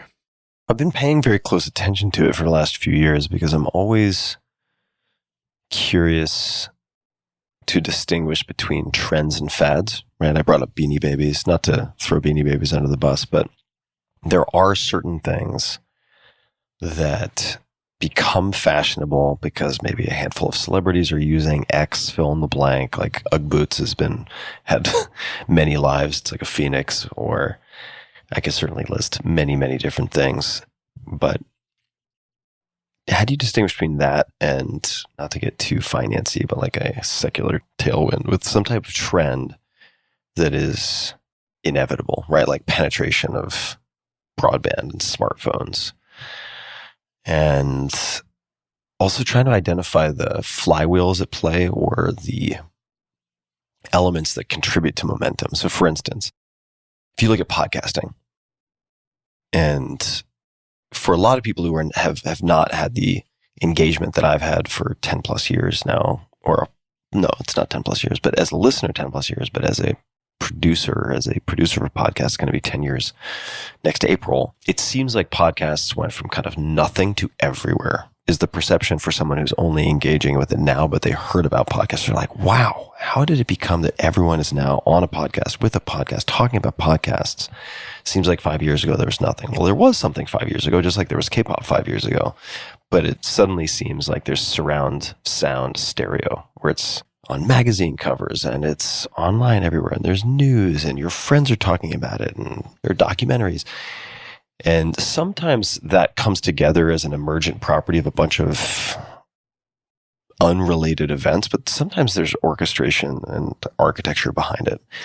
Or there's an example of a standout success. So for instance, in the case of podcasting, Serial was that. Serial became a phenomenon. It was the show that everybody had to listen to, and it gripped maybe not the entire nation, but kind of the New York literati crowd. And since the New York literati run the mastheads of these huge media outlets, it gave the impression of Serial being huge, which it was. It was huge, yeah. And people were like, podcast? How do I even listen to a podcast? It introduced people to the medium. Exactly. It introduced people to the medium. It introduced them to platforms. And looking at this explosion of Korean media, I'm like, okay, where did this start? What set the snowball in motion? And I haven't figured it out. I have not. Although certainly Parasite was huge, but I'm like, that can't be, I feel like that's the result of some preceding things that I have missed. Yes. Right? Yes. But I just haven't known how to dissect it. So I'm like, okay, well, let me keep an eye on things. And then I see Squid Game. Okay, so Squid Games. I always mess up if it's singular or plural. But anyway, you see that explode. And I'm like, okay, that's interesting. Based on that success, I would imagine Netflix, because this seems to be what Netflix does, to be like, let us double down on whatever this is. Algorithmically, what makes this show, big part of it is Korea. It changed Netflix. Yeah. Their whole international strategy was a good strategy. It was very unique to them. No one else was doing Hulu, Disney. They're not focused on international. Netflix was the only one. When they launched in Korea and Japan, it was like, great. It'll bring up subscriber numbers. Yeah. But then when it hit in Korea, they increased the budgets many times over because they saw that it was not only the Korean market that loved this programming, but it was the global markets. It was the content, the films and the TV shows coming out of the market, and that they could distribute all across the planet. I almost look at the Netflix, they were sort of carrying the pollen of Korean culture, this pop culture, this media culture, entertainment, and they accelerated it to a level where it probably felt like a sudden overnight thing. But you're absolutely right. It's not only emergent, but it was emergent over the course of several decades. Right. And so it's emergent over the course of several decades. And then there are these accelerants, right? Like COVID almost certainly was an accelerant. You have people at home 100%. watching Netflix, looking for something to bond over. Yep. And boom, around the same time, you've got a bunch of this Korean stuff coming in that's very high quality, really compelling, and it's new. Also, people different. People Very are different. like, what? Yeah. What is this? Right? Like Americans reading subtitles? And even though I've never really been involved with film, a little bit with television, I'm very interested to see which dominoes tip over a lot of other dominoes, right? And how the macroeconomic stuff factors into it, and geopolitics, but it's more the economic side. So for instance, seeing how film production has changed, both in terms of funding for films, but also main protagonists in the US, where almost, I'm not going to say without exception, but if you look at a lot of the blockbusters, whether it's the Mission Impossible movies or Marvel movies, it's like they always want to have a Chinese, at least one Chinese main character. Yeah. Why? Because it is very important that you get the Chinese market. Super important financially, right? And it almost feels like just jammed in there, though. Oh, it's totally jammed in there. It's like, what? Okay. Victorian, like a biopic, and there's it's a Chinese guy. It's totally just like shoehorned in a lot of the time. Yeah. But part of the reason I paid so much attention to Korea is that Korea is small. Yeah. Right? So it's like an export game. The US is not looking for like total addressable market in Korea. It's the opposite, which is a lot harder to pull off as a smaller player. And I've been tracking it. I've also been impressed, very impressed.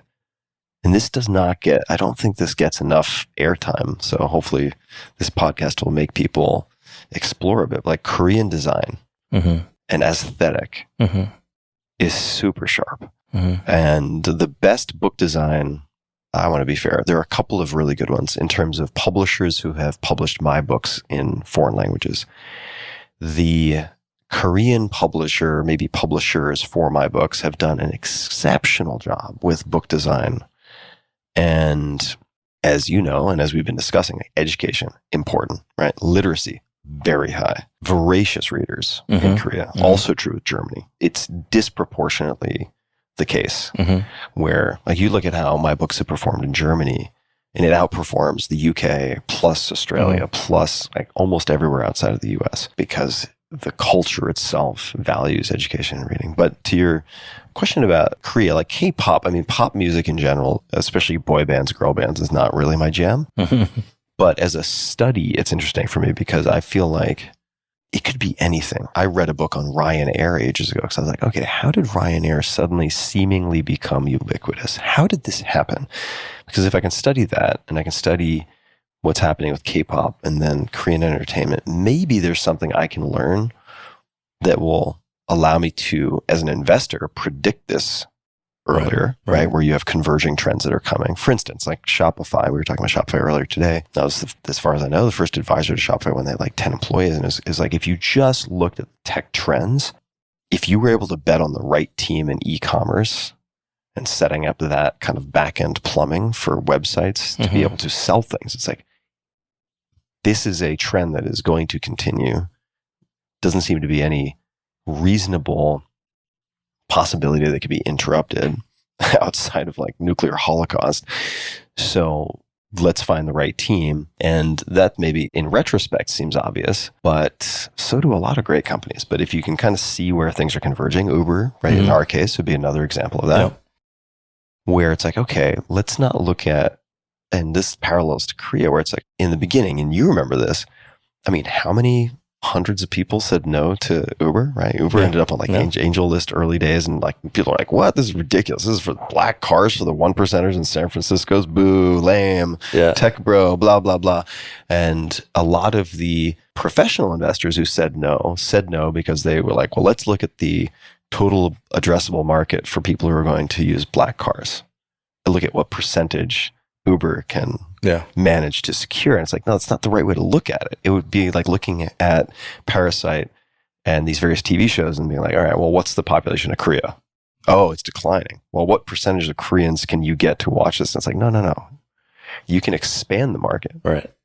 So I know I'm meandering a bit all over the place, but so one is like a predictive mechanism. Like, all right, well, can I see things that 2, 3, 5 years from now are going to be obvious? But I'll just like see it earlier because I've learned to look for the precursors. And then secondly, because I write, because I have a podcast coming up on my 10th anniversary, and I'm using that as an opportunity to think about what's next for me. And generally, after 5 to 10 years of doing something, it gets really crowded. If I pick it correctly, the game gets harder. Oftentimes, I end up enjoying it less, even though I'm still enjoying the podcast. And I'm like, all right, what's next for me? In which case, maybe there are techniques, maybe there are things I can look for, levers I can pull that would allow me to also build momentum on a micro level that I've seen at the macro level, say with this Korean entertainment stuff. So I've been paying a lot of attention, but I'll be honest, I don't know how to pay proper attention, because I don't think the way to pay proper attention is to read the mainstream US media coverage of the K-wave. I don't think that's the right way to do it. No, absolutely not. Right? I'll give a shout out to some books that have been very helpful. There's a great outfit, it's I guess a publishing company called Talk to Me in Korean. I've got Talk to Me in Korean Level 1. I've got Real Life Korean Conversations for Beginners.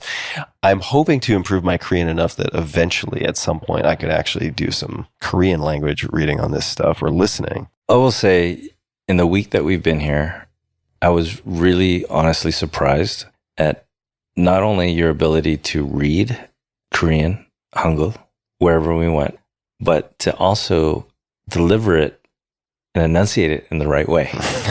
And so I was kind of surprised. I mean, we've been friends for a long time, and I've seen you speak Japanese and Mandarin, but I was really surprised because I knew you've never been here and never studied any Korean language. And I remember I asked you, I said, how long have you been studying? And you're like, 2 days. So even as a longtime friend, I was very surprised. So that's a skill that is not only about finding a great method or applying yourself, but the fact that you would insist to order by yourself and you would have a conversation with someone. There's a part of like throwing yourself into the mix to be able to do that. So question back to you on that, because I admire that.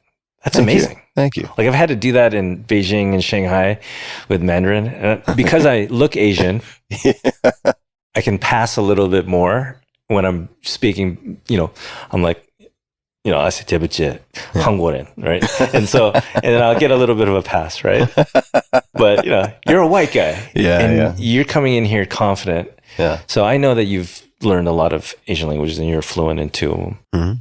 Tell me about what you are doing when you are learning. Like, how do you think about the material, and how do you think about your method on both those? Because I think that's really interesting. I've never seen someone do this with Korean this fast, and I've had a lot of people try. So I want to give a heartfelt high five and thank you to the Korean people first, because I will say part of the reason I've been so excited to do it, and then I'll get into the method and what I'm doing, is people here are so supportive of it, and they're surprised. And the positive feedback is great. So, which is not like France. It's not like France. I mean, there's some great people in France, but they're less supportive. In Japan, they're very supportive, right? Like if you can introduce yourself, they're like, "Oh, sugoi, sugoi, sugoi," "Oh, jozu, jozu." But I wasn't sure what to expect here, and it gives me the impression, and I don't know if this is accurate, but it gives me the impression that a lot of foreigners just don't try here because people are like, "Oh." Like if I order sparkling water in Korean, they're just like, "Oh, wow." So the approach that I've taken, and part of the challenge in learning any language is you don't know which textbooks or sources are going to be good. Now, there are tools, and full disclosure, like I invested in them in their Series A, but like Duolingo has become this incredible resource worldwide. So I did use some Duolingo. I then supplemented that. I wanted to look at methods that I had applied to previous languages. And there are a few methods that off the shelf other people can use. And then I have my own kind of eclectic freestyle approach that I use with most languages. There is a method called the Michel Thomas method, Michel Thomas method. And Michel Thomas, way back in the day, I think he taught languages to Barbra Streisand and all these celebrities. He was, if I'm remembering correctly, he was either born in Switzerland or Germany. He was in the military. I believe he was Jewish, taught himself a million different languages. And I think he was in intelligence for a good period of time. And what I like about his method is that it is, for most people, the opposite of what they experienced in school. That is very unpleasant for most people who are subjected to it. Most people who study languages in school, they're like, first of all, I'm never going to use what they're teaching me. Second of all, they're trying to get me to read tables of conjugations. It's so foreign, not just in the language, but just in the format, that A, it's unpleasant. B, people don't retain anything. A lot of people who are, say, American listening to this will have, in school, been required to study multiple years of Spanish, and nonetheless, they basically don't speak Spanish, right? They can ask where the bathroom is or say good day. That's about it. Michel Thomas asks you to take no notes whatsoever. It is purely auditory. Interesting. And Okay. you listen to the method. No reading. No reading. Okay. Zero reading. Okay. There are some shortcomings associated with that, which is why I've added other things. But with the Michel Thomas, I read this cartoon, which was How to Learn to Read Korean in 15 Minutes, which is really well done. And I'll put this in the show notes. Then I watched a couple of YouTube videos on how to read Korean. And just to get the reading up to speed again, in this particular case, it's not true for Chinese. It's certainly going to be harder for something like Arabic. Greek, you can do it pretty easily. Cyrillic, so Russian, you could also learn to read and sound out in about an hour. Once you have that, your goal is to get to the point where you can absorb things ambiently by walking around and seeing menus and so on a trip like this. But with the Michel Thomas method, it's similar to what some people will be familiar with as the Pimsleur method, where it introduces vocabulary and then it basically functions almost like Anki. There's an app called Anki, which means rote memorization in Japanese, funny enough. Or I think it was Super Memo way back in the day, which had some type of, I want to say it was like an algorithmically driven spaced repetition system. So when you're just about to forget a word, it prompts you to recall it. And it's very effective at helping you to retain this material because it'll introduce something like 공부해요, like to study. And then they won't use it for like 30 minutes. And then it'll be like, I am going to study Korean today. And so you're using it in a different way, but You're same. using it in a different context, but Right. it's taking the same word that you're just Got about it. to forget. Yeah. And then it pops it back up to the top in your short-term memory. And so you would say, 오늘 한국말을 공부해요. And then later on, it'll be like, you already learned how to say, I studied Korean today. How would you say, I studied Korean yesterday? But, 하지만, I'm going to work today. 일가요. And then it'll be like, all right, you learned how to say, and I was very impressed with the way they did it. Michel Thomas was like the Michael Jordan of language teaching. So I listened to his original recordings before he died for Spanish, German, Italian, and he was cantankerous as fuck, which I loved. Like he would get all pissed off at the students because the format is somebody is teaching two other students. Right. And they're live. Like the other students are screwing up and like sometimes they get it right, sometimes they get it wrong. And you're the third student. So you have to try to answer. You answer before the other students and then the other students answer. And I listened to the Michel Thomas original recordings and I was very skeptical that they could take his method and have another teacher use it with students. But the way they did it in this Korean is they had an American guy who lived in Korea, speaks Korean, and then they had a native speaker. And it was the combination. And I thought they did a very nice job. The one critique I would have is that in the original recordings, Michel Thomas would say something like, how do you say, I want to eat? quiero comer in Spanish, right? And then it'd go boop, and there'd be a beep. And that meant you're supposed to reply. There was a space. And then it would go back to the recording and the other two students would answer. With the Korean, you have to hit pause 1,000,000 times. Because if you just hear the other students repeat, you're training your recognition, but not your production. So I was using the Michelle Thomas method, and I only got through 4 or 5 of those before you arrived, and I knew I was going to be doing less sit-down studying. Yeah. I mean, you really haven't had any time. I haven't had. So you're actually giving samples of correct grammar Korean right now. Yeah. I'm still impressed because you haven't really had much time to do this. No, I haven't had much time, but I will say also what I've tried very hard to do, and this is a question I get a lot from folks. There are many people who are better at learning languages than I am, but because it's not my full-time thing, like there's some people who are online and their brand is language learning. It's like, okay, you better be better than I am. And you have the space to do that because it's your job. And that's not a swipe. Like there are some amazing people out there who speak, 10 plus languages and did it as adults. It's mind blowing. The only way that I can maintain my other languages is if I tie them to the next language that I learn. So for instance, I used Spanish to then learn German by using One Piece, the comic book. One Piece has a gazillion volumes, so you can read it in Japanese. And then when I learned Spanish, I had the same volumes in Japanese and Spanish. So I'd try to read them in Spanish, the benefit being it's almost all dialogue. If I couldn't figure it out before I went to the dictionary, I'd go back to the Japanese version. Panel for panel, it's the same thing. I'd be like, oh, okay.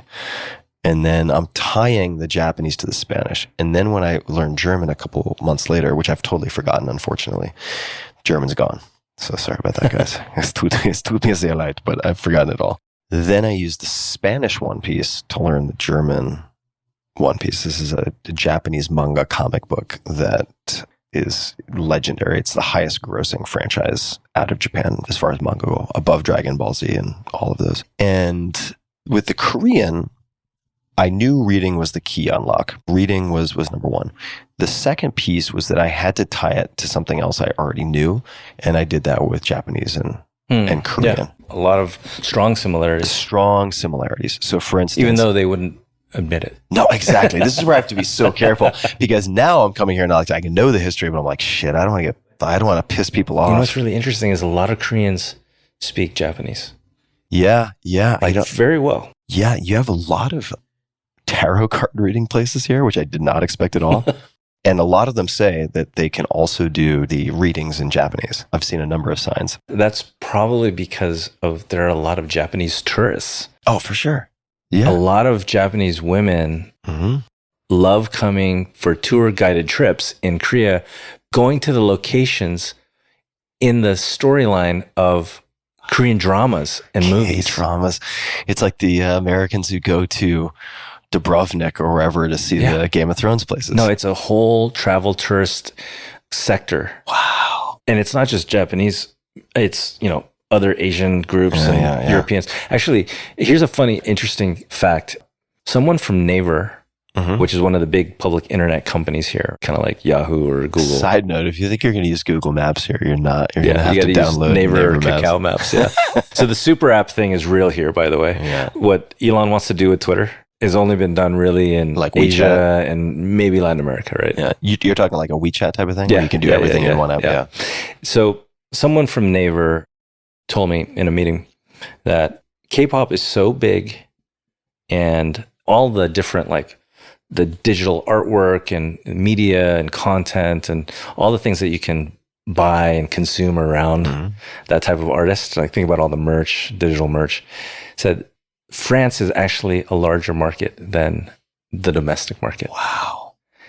By dollars. And I said, are you sure? Do you mean by some other metric, some other thing? I said, no, by gross dollars, we do better with all of the licensed partnered content around K-pop bands and artists in France than we do in Korea. So that might be just their business around K-pop, digital content. But it is interesting that Korea is almost wholly across the board.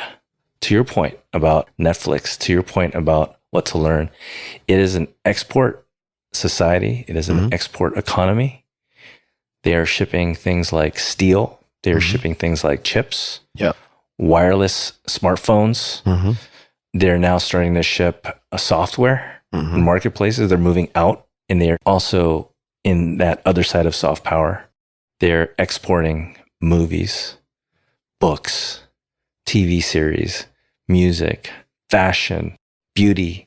Korean beauty products are growing like wildfire, not only in the US, where that's understandable because you have a diaspora Korean American group and Asian American, but Europe, where French and Swiss beauty, that's the stronghold Yeah. of the Eurocentric beauty, concepts of beauty.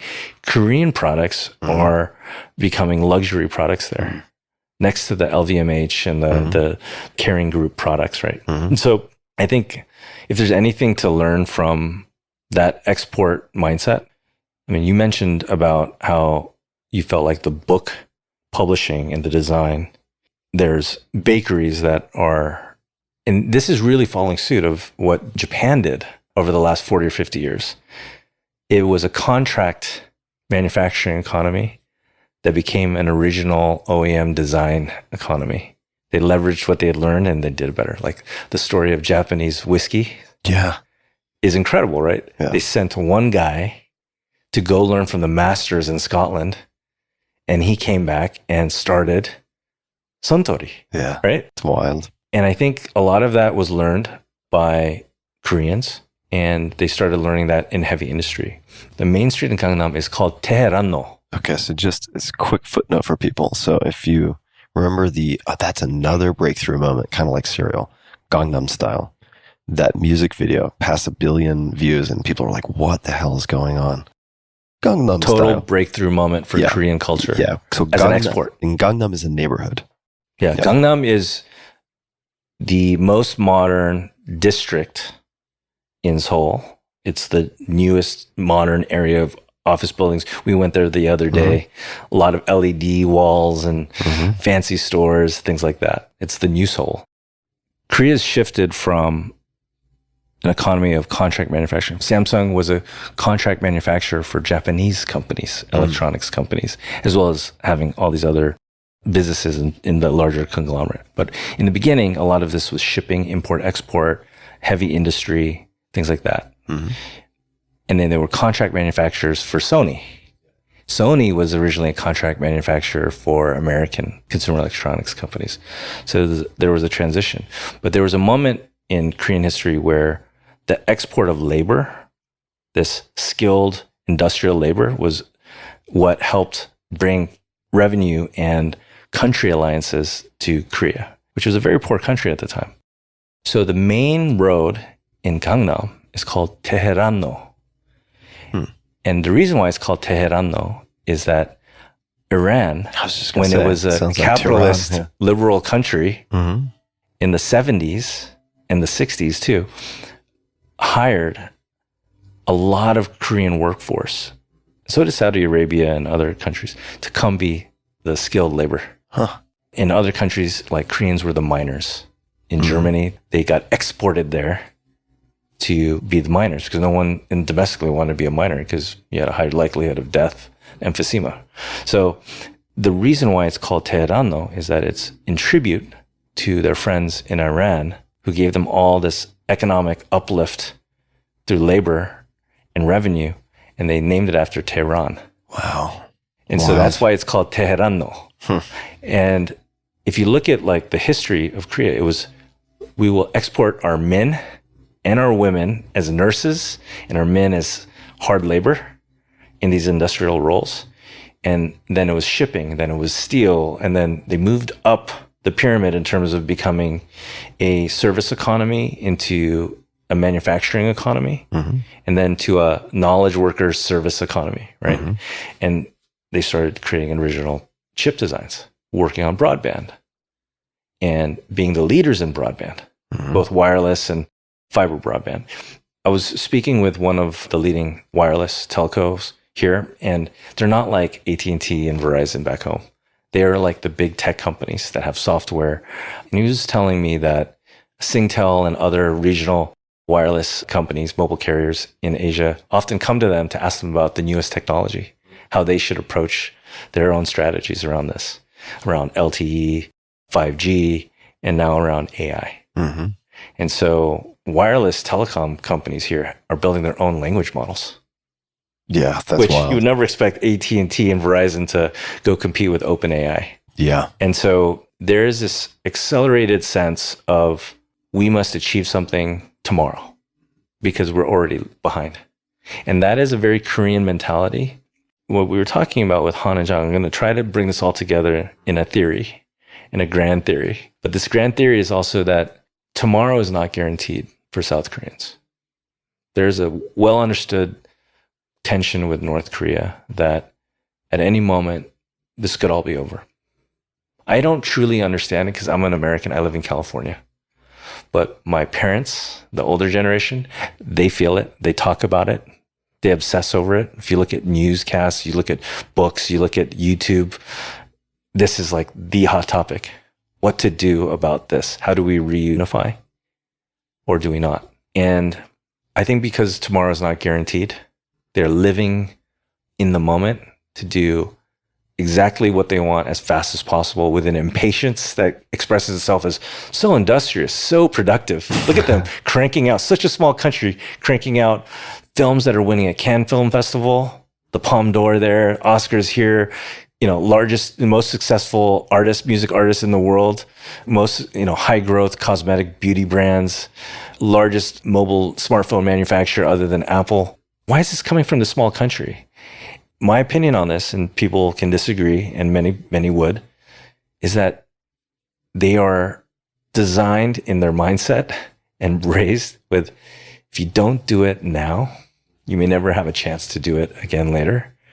And so they are living in the moment, knowing that 17 miles away are millions of soldiers and artillery and missiles pointed at them. I'm glad you brought up the 17 miles away, because in most people's mind, at least I shouldn't say most, what a ridiculous statement. In my mind, and in the minds of certainly many of my friends, Seoul, as this huge cosmopolitan city, exists. It is far away from North Korea. No, it is not far away. It is right there. It's very close. I'll frame it in terms that people can understand. It is closer than San Francisco is to San Jose. Yeah, that's 28 miles. Yeah. So substantially closer. Yeah. And so this living in the moment or achieving for just tomorrow, this impatience, that to me is this Han that's looming in the background of everyone's mind.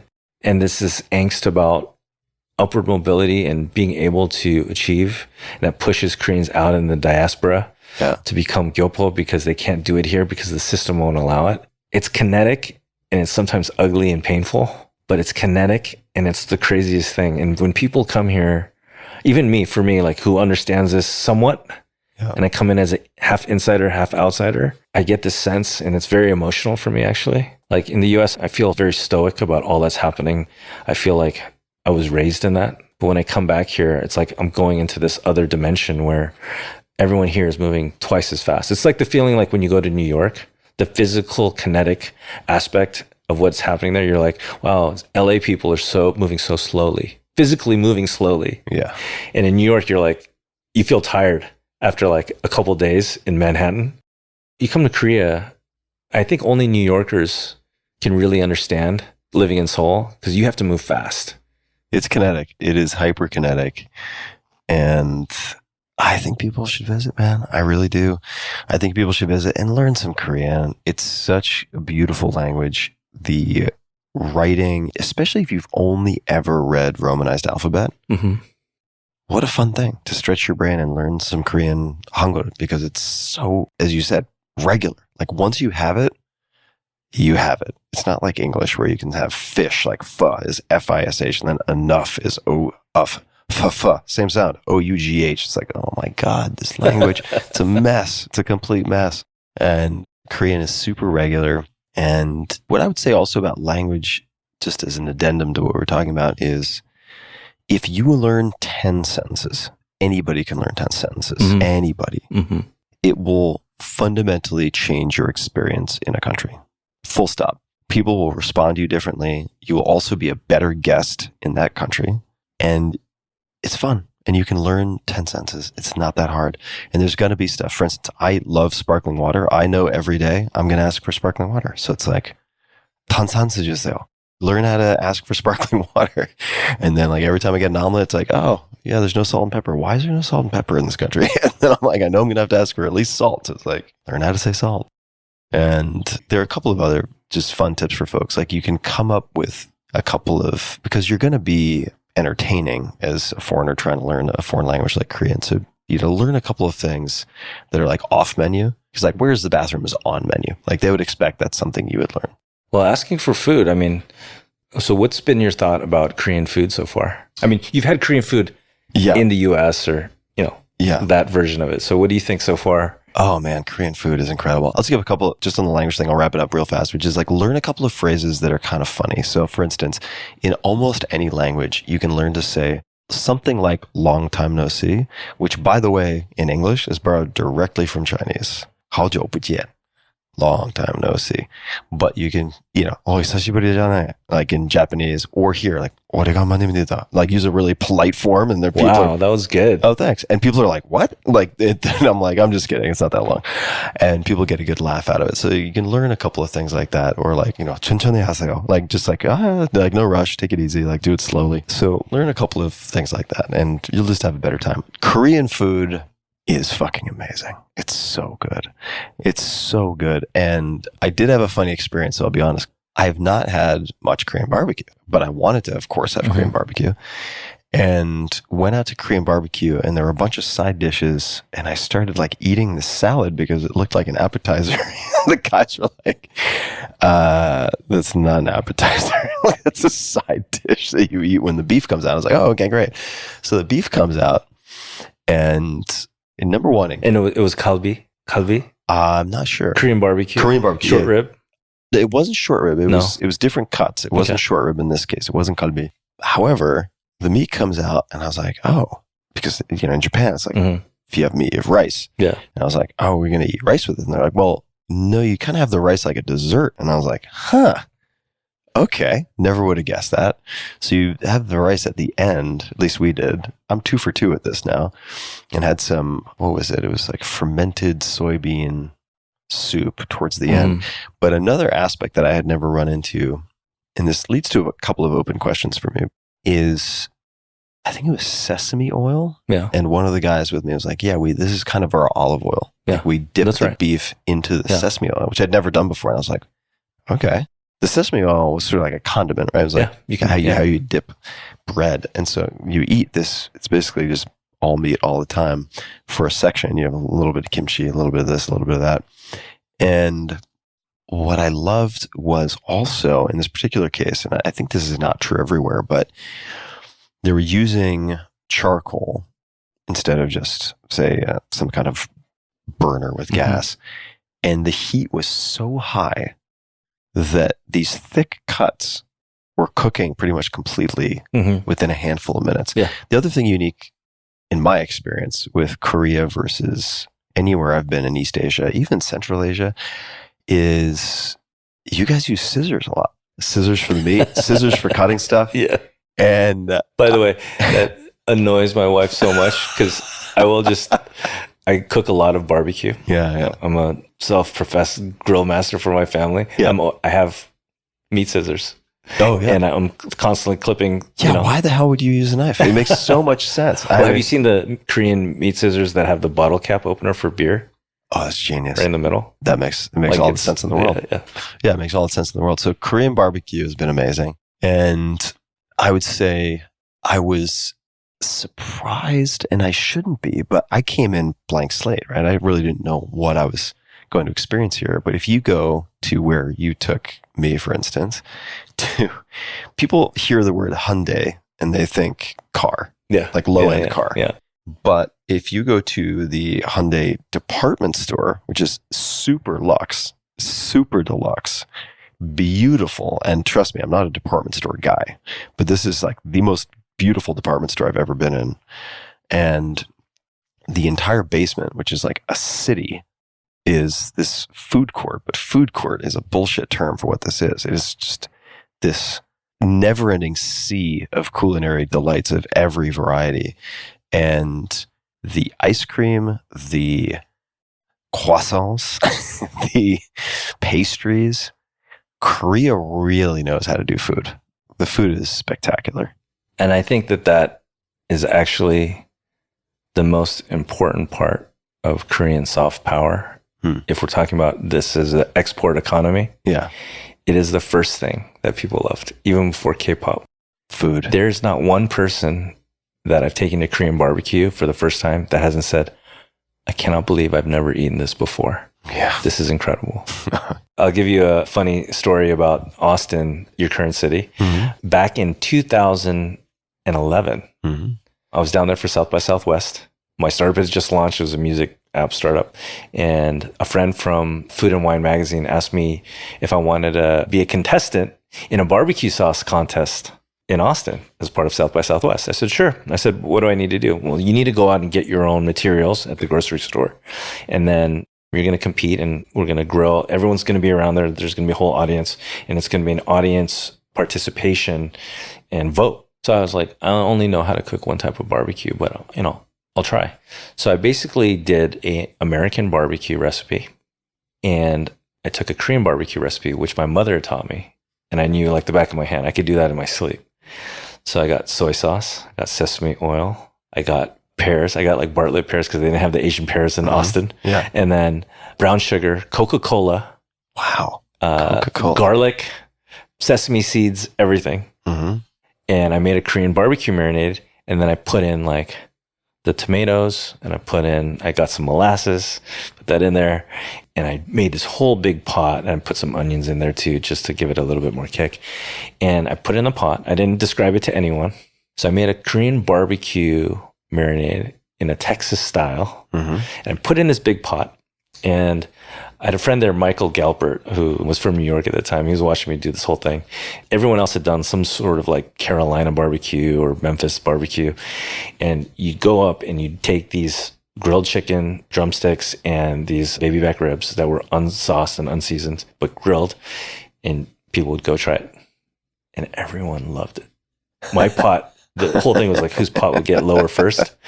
And everyone said, what's in that? And I said, soy sauce, sesame oil, garlic, right?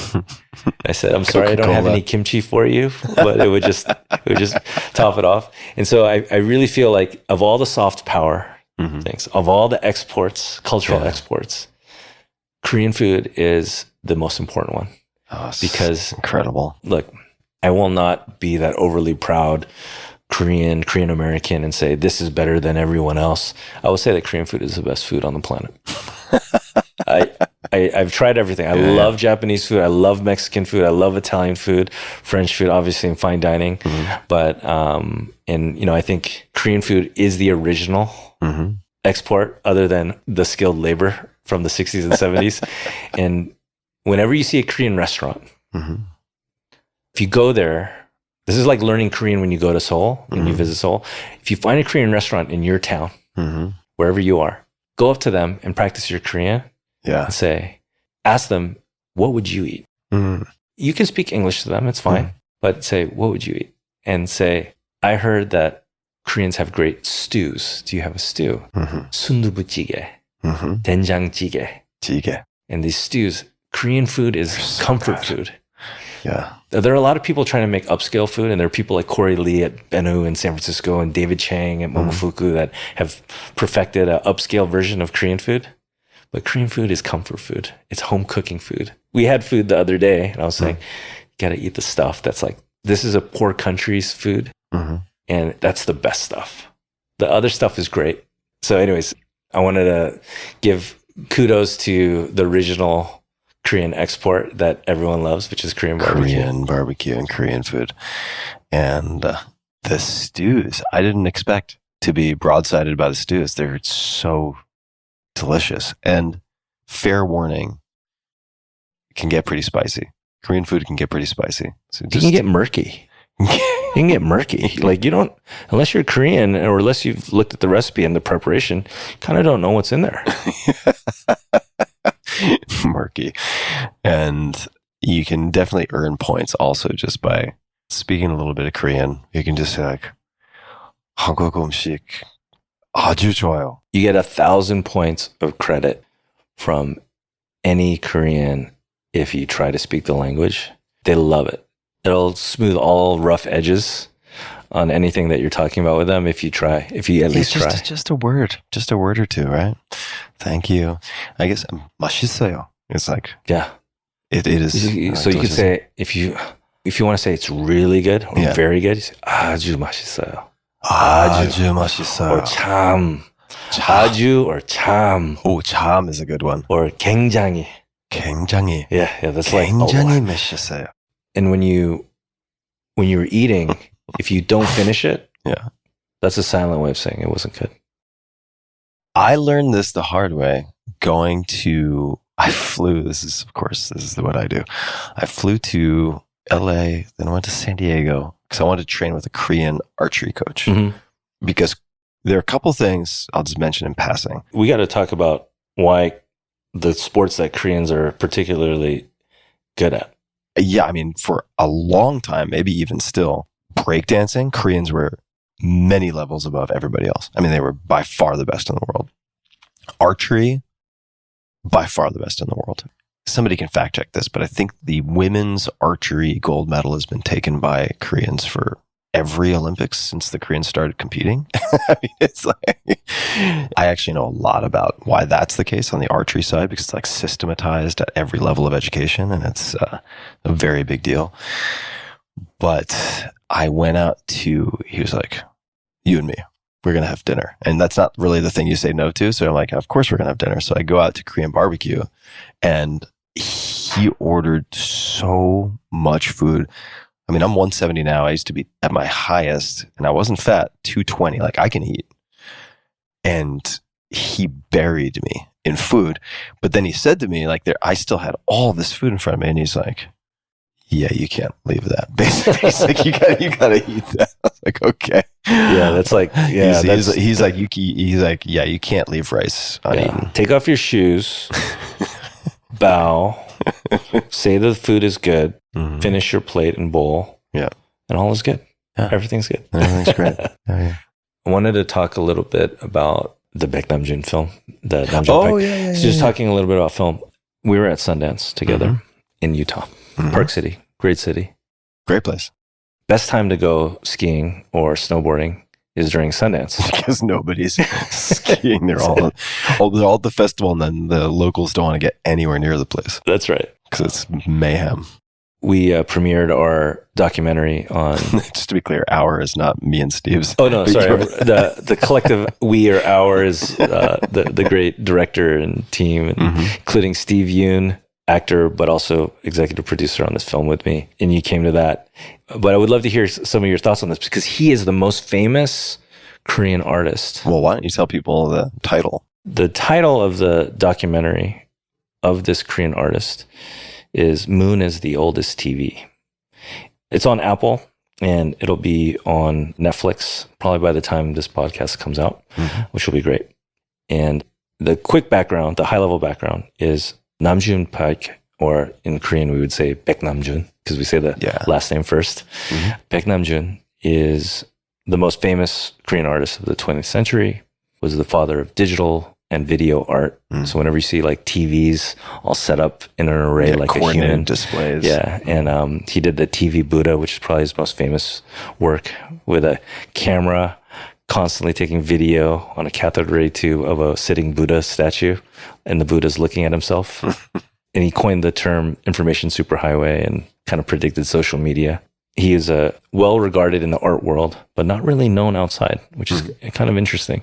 So it was a film out of passion for his story, and you got to see it. So I would love to hear kind of you coming in without knowing. I don't think you knew about him.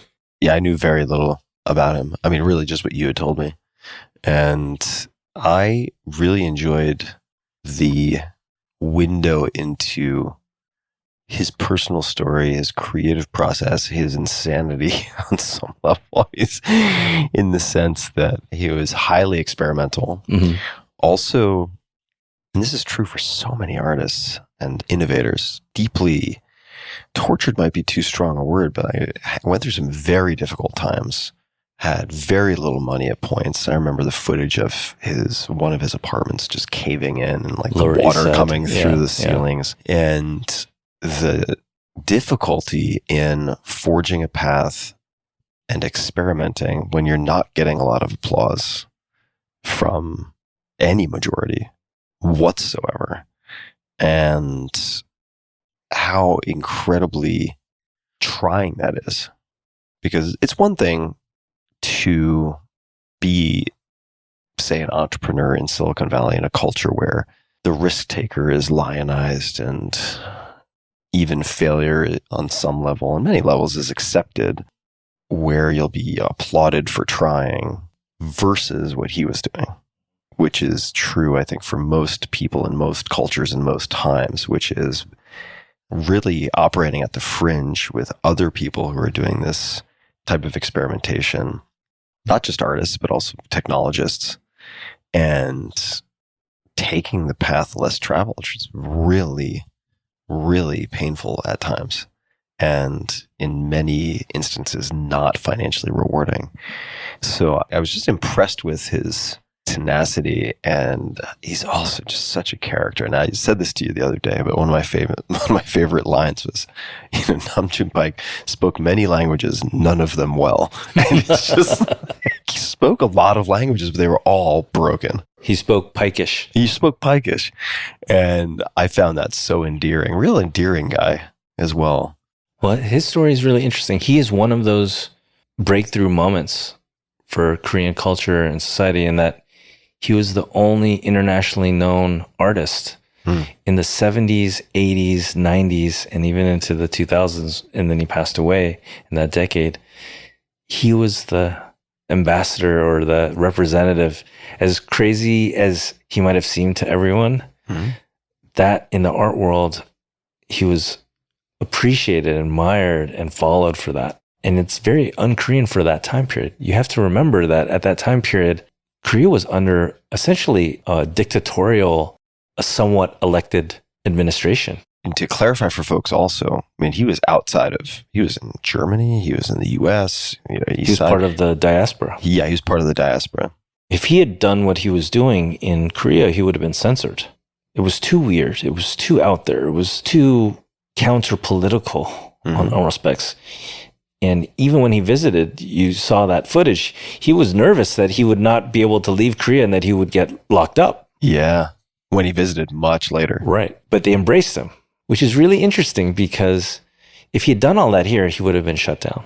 But the fact that he did it out in the world and became well known Right. and did these live broadcasts that ended up looking like the future YouTube variety show. I forgot about some of those.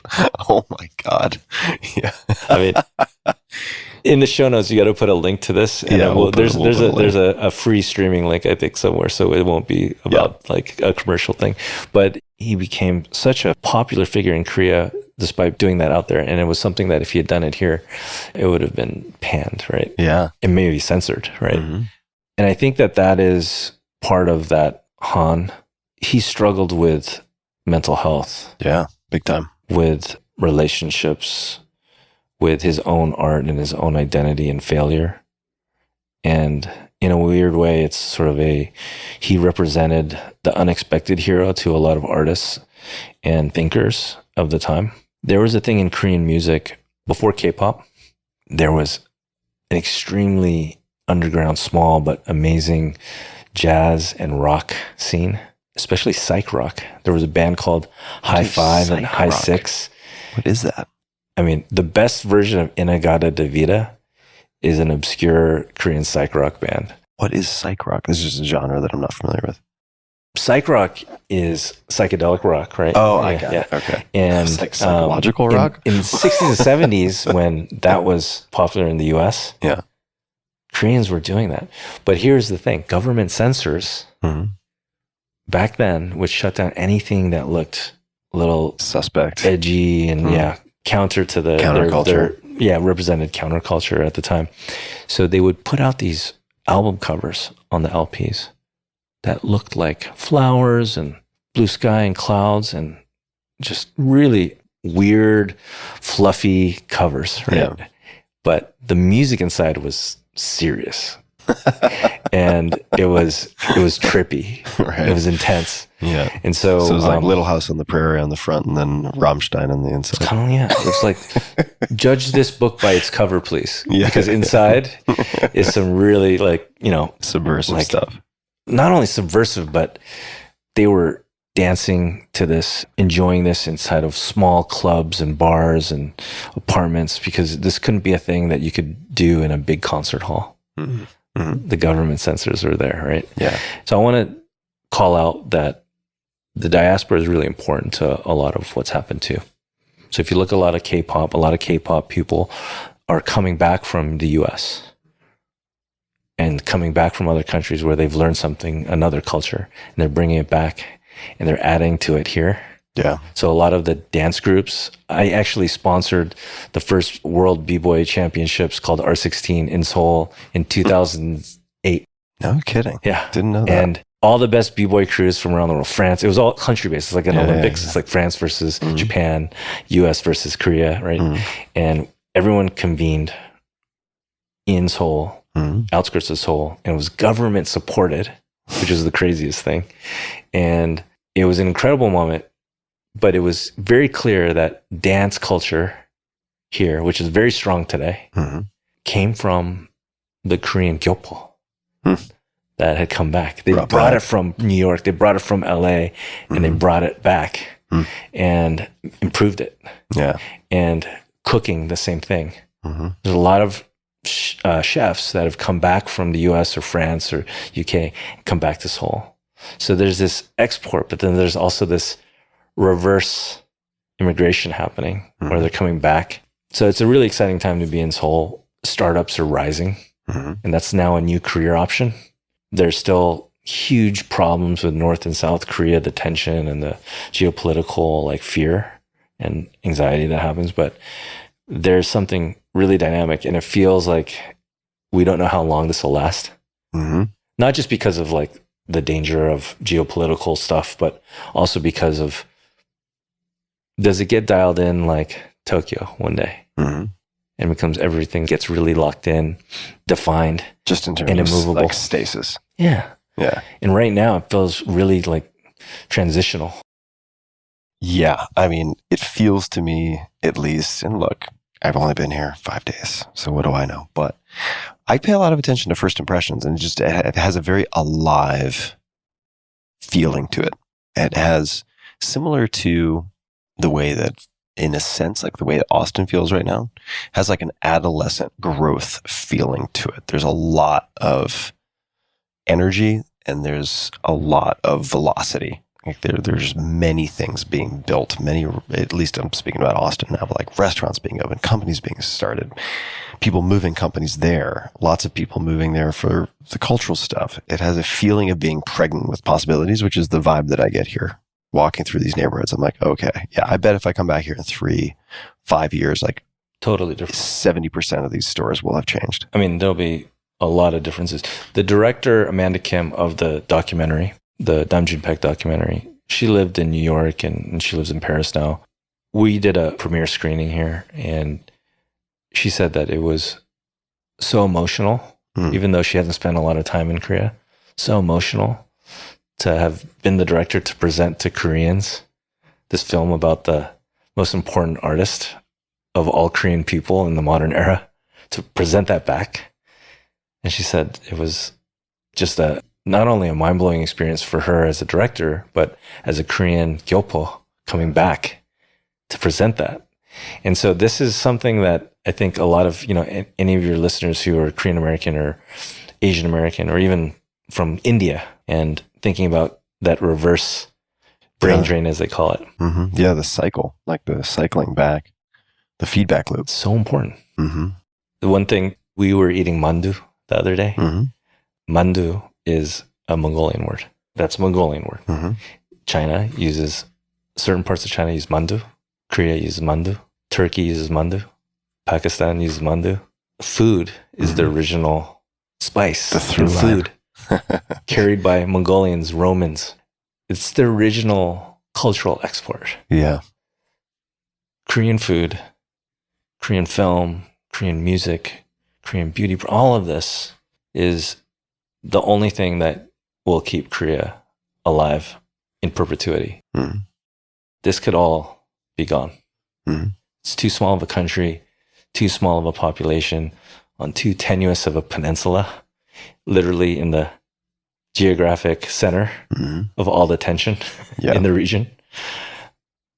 So that export, that pollen, that is the existence, right? Yeah, totally. And so it's on the concept of, whether it's what's happening right now with the technology industry here, arts, food, like all of that, it feels really like it's peaking. There's this K wave across all these things. And I can't think of a more exciting time to be here than literally right now. Yeah. And for the next 5-10 years, if I didn't have a family that's in schools and a fund that is headquartered in San Francisco, this would be the best place, definitely in Asia. It's like groaning and squeaking and screaming as bursting it at the grows. seams. Yeah. Yeah, I really encourage people to check it out. And also, to paint a picture, we're sitting in this hotel room looking out, beautiful sunny day, which is crazy because it was snowing earlier. You were saying as soon as you think you got it figured out, like Korean weather really fucks with you. It's all over the place, but it's this beautiful sunny day right now. And there's this gorgeous mountain range right outside the window. And so it has this feeling of, reminds me in a sense of, say, a Salt Lake City where you have the Wasatch and this beautiful range, which I also did not expect. And it totally changes the feeling in the city, knowing that you can look up, at least in this neighborhood, and see these mountains. It's a stunning city. And hopefully this puts it on the map for some people as a possibility for visiting. I will also say, huge difference experientially for a native English speaker here, say, compared to Japan. All due respect to Japan. I love Japan. I've spent a ton of time there. But the English level is higher here. So it's easier to get around and interact and make requests and solve problems and so on. So that is also a huge benefit to the international community, is I've just found it much easier to, because my Korean, as hard as I might try in a handful of days, still pretty limited. So I do need to lean on the English. Anything else that we should cover before we wind to a close? Anything else you'd like to say before we land the plane? I think we're good. What do you think? I think we're good. I think we're good, man. And Thanks for having me. oh, so fun. It's been a fun week. It's been a great week. Yeah, man. we've covered a lot with a short amount of time, but still some more to come. Yeah, we've got some more adventuring to do. And to everybody listening, as always, I'll put links to everything that we can pull from this conversation. Links to everything we discussed in the show notes at tim.blog/podcast. And also, as always, until next time, be just a bit nicer, a bit kinder than is necessary, not just to other people, but to yourself. And 감사합니다. Thanks for listening. Hey guys, this is Tim again. Just one more thing before you take off, and that is 5 Bullet Friday. Would you enjoy getting a short email from me every Friday that provides a little fun before the weekend? Between 1.5 and 2 million people subscribe to my free newsletter, my super short newsletter called 5 Bullet Friday. Easy to sign up, easy to cancel. It is basically a half page that I send out every Friday to share the coolest things I've found or discovered or have started exploring over that week. It's kind of like my diary of cool things. It often includes articles I'm reading, books I'm reading, albums perhaps, gadgets, gizmos, all sorts of tech tricks and so on that get sent to me by my friends, including a lot of podcast guests. And these strange esoteric things end up in my field, and then I test them, and then I share them with you. So if that sounds fun, again, it's very short, a little tiny bite of goodness before you head off for the weekend, something to think about. If you'd like to try it out, just go to tim.blog/Friday. Type that into your browser, tim.blog/Friday. Drop in your email, and you'll get the very next one. Thanks for listening. This episode is brought to you by GiveWell. There are more than 1.5 million nonprofit organizations in the United States and millions more around the world.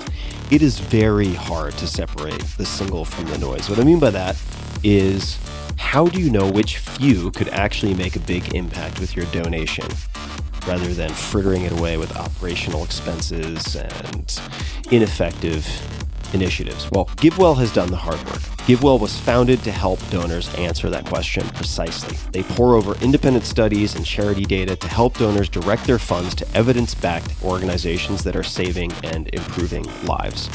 GiveWell has now spent more than 15 years researching charitable organizations, and they only direct funding to a few of the highest impact opportunities that they found in global health and poverty alleviation. More than 100,000 donors, including yours truly, have used GiveWell to donate more than $1 billion, which includes $745,096 donated by you, my dear listeners, so thank you for that. Compelling evidence suggests that these donations will save more than 150,000 lives and improve the lives of millions more. GiveWell wants as many donors as possible to make informed decisions about high-impact giving. And you can find all of their research and recommendations on their website for free. You can make tax-deductible donations to their recommended funds or charities, and GiveWell does not take a cut. If you've never donated through GiveWell before, definitely check it out. You should absolutely take a look at it. You can have your donation also matched up to $100 before the end of the year, or as long as matching funds last. So to claim your match and to learn more, go to givewell.org and pick podcast and enter the Tim Ferriss Show at checkout. Make sure that they know you heard about GiveWell from the Tim Ferriss Show to get your donation matched. One more time, that's GiveWell, GiveWell, givewell.org to learn more or donate.